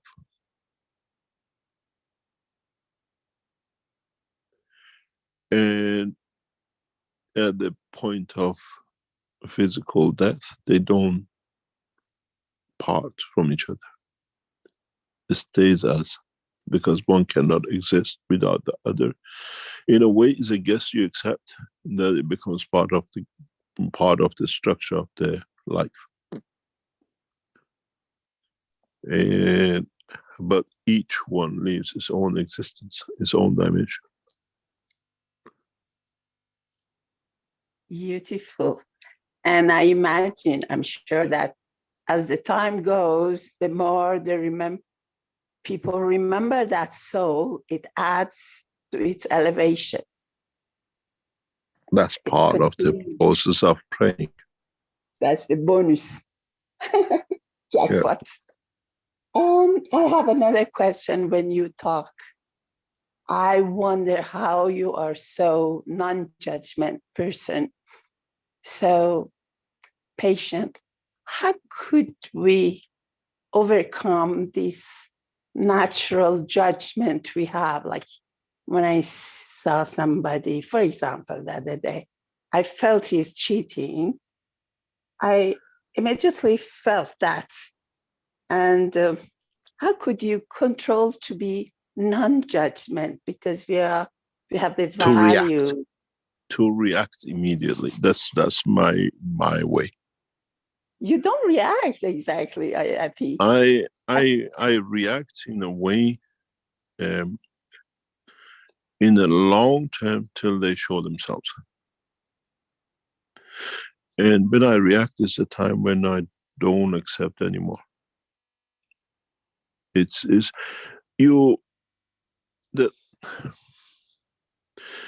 both ways. It depends. My mother used to say, "You're the worst person ever." That you don't react. You have a patience of no. No, we call it. And you say, I used to say to my mom, whatever it is, it'll come up. There's a reason for it, why I have to experience this. And what I have to learn from it. But I make a judgment very, very fast because I see the soul. And the judgment comes in the balance of the fields, not in the direction of the words. And I am very, very patient.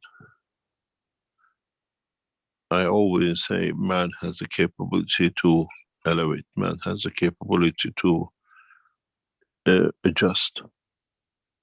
And when it comes to a point that it's just become abuse, you just walk away from it.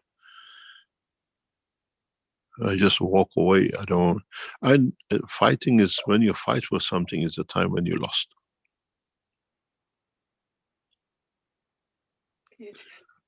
Tolerating is when you say, okay, I can take so much out.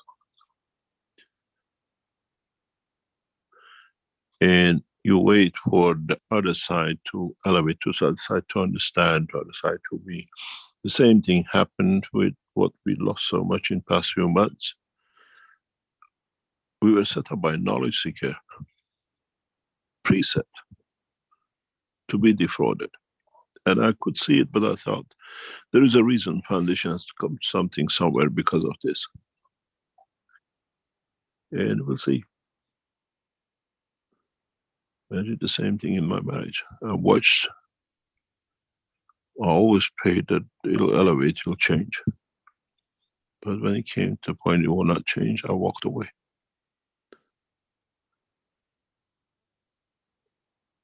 Thank you, sir.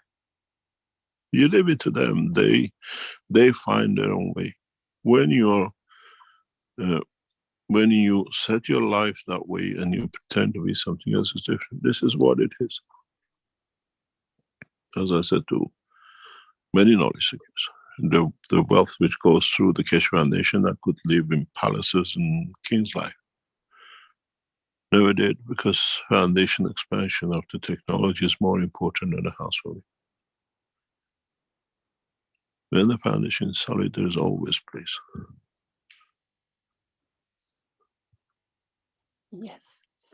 There is another thing, like when dear Dean talked about the emotional effects of soul, when the soul changes, the body, the mind changes, is affected.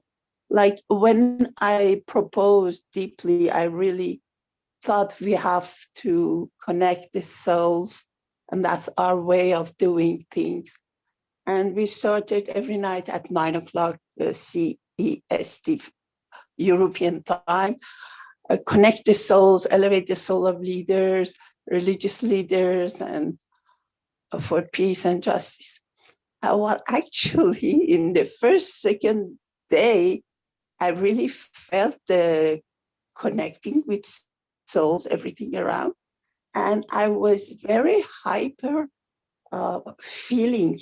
I was feeling very much, for example, my mother in Iran needs me and things like that. And even in hormonal way,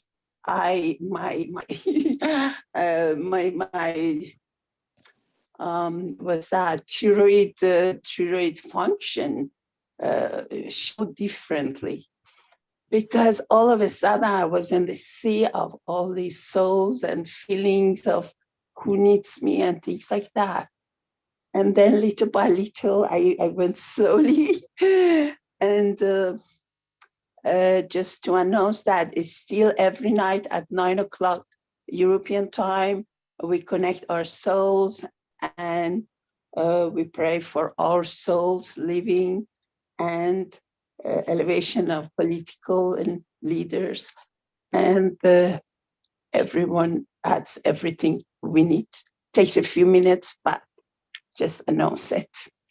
And I thank you very much for guiding us through all these years to this level that we start to learn just ABC.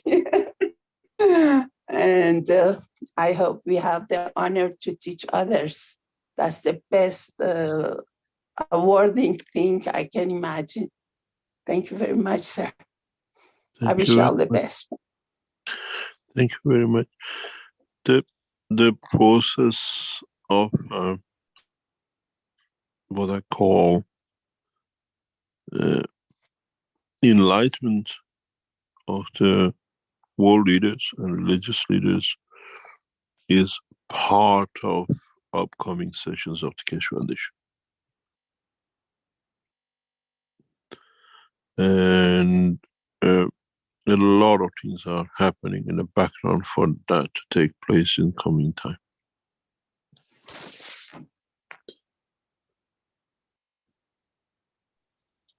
I thank you very much from all the people who need these changes at this moment. I think you need it where you are more than anywhere else. It needs. Also. It They needs. still hang up. They still hang up to their values. They don't know anything else. You can't blame them. It's just seeing as one's right is very different than seeing as everybody's right. In time will change. The beginning of the change of what I call abusive leadership has come to an end. It's just that structuring it that we don't go back to the same problems as before. Otherwise, we haven't learned much, and but it has to come ingrained in the structure, in the people.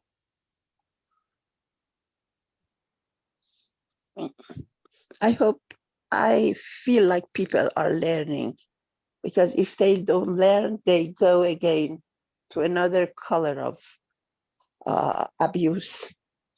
So people have to learn themselves. That's what I said all the time.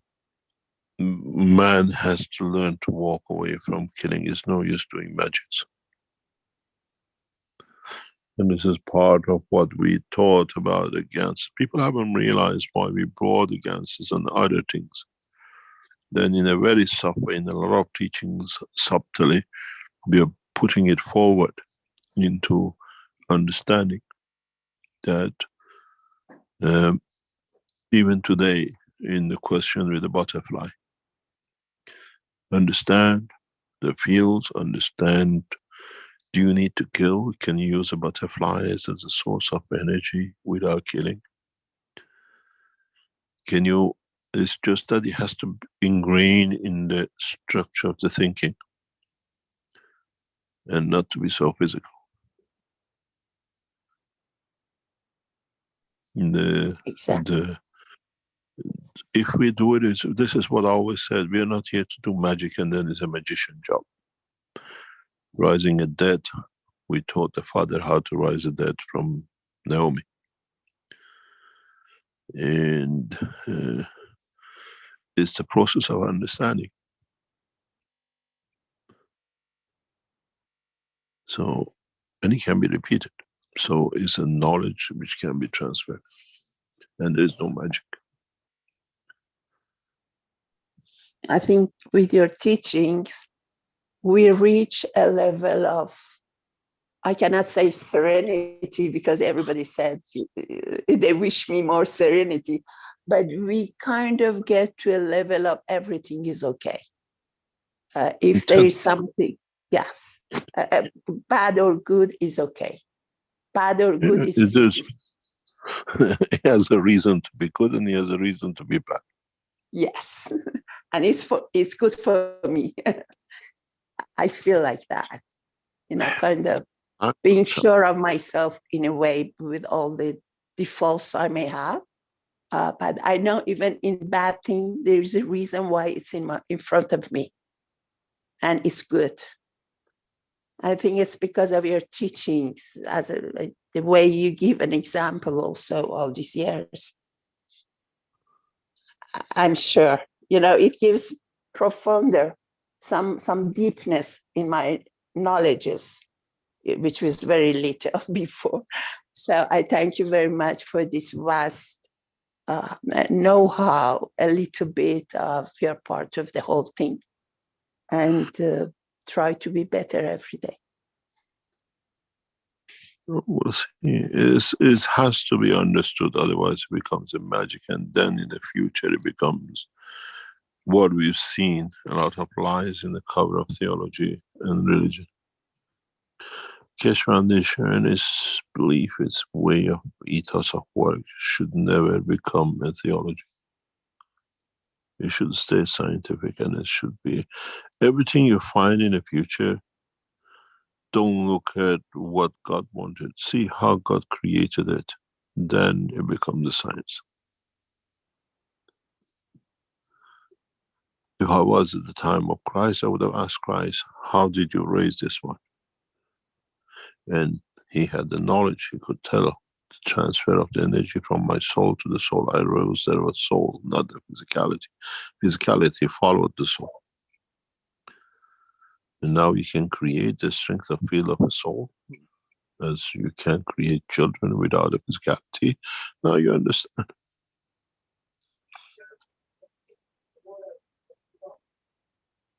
Yeah, thank you very much, sir.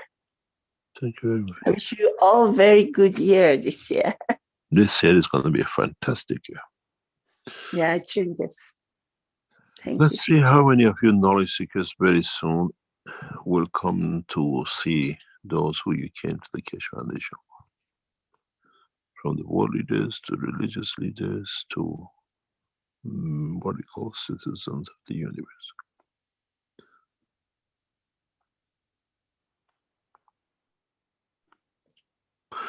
Thank you very much. I am due to go into a meeting with some of these intellectual theologians in the next few minutes. Thank you very much for today. And I hope we all learned a little bit, and I hope you understand what is laid out. As the last week we brought the summary of what we achieved in the past year. This week we laid out what a man will hopefully try to achieve in the coming years and this year. But we lay the first steps of the man to become man of universe and travel with new technology than the old, what I call fuel-based, solid fuel-based and gas fuel-based, or rockets and cars and the rest of it. Thank you very much for today, and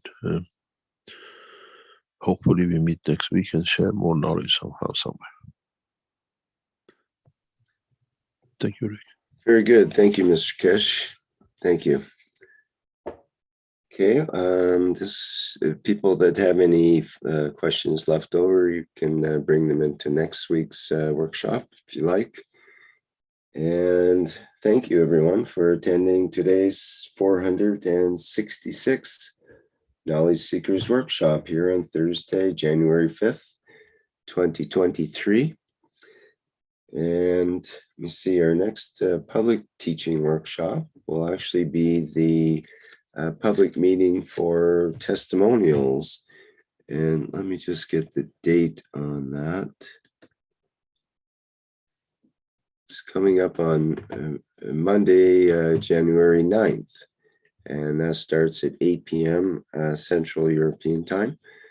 And people are invited to bring their testimonials of the plasma technology.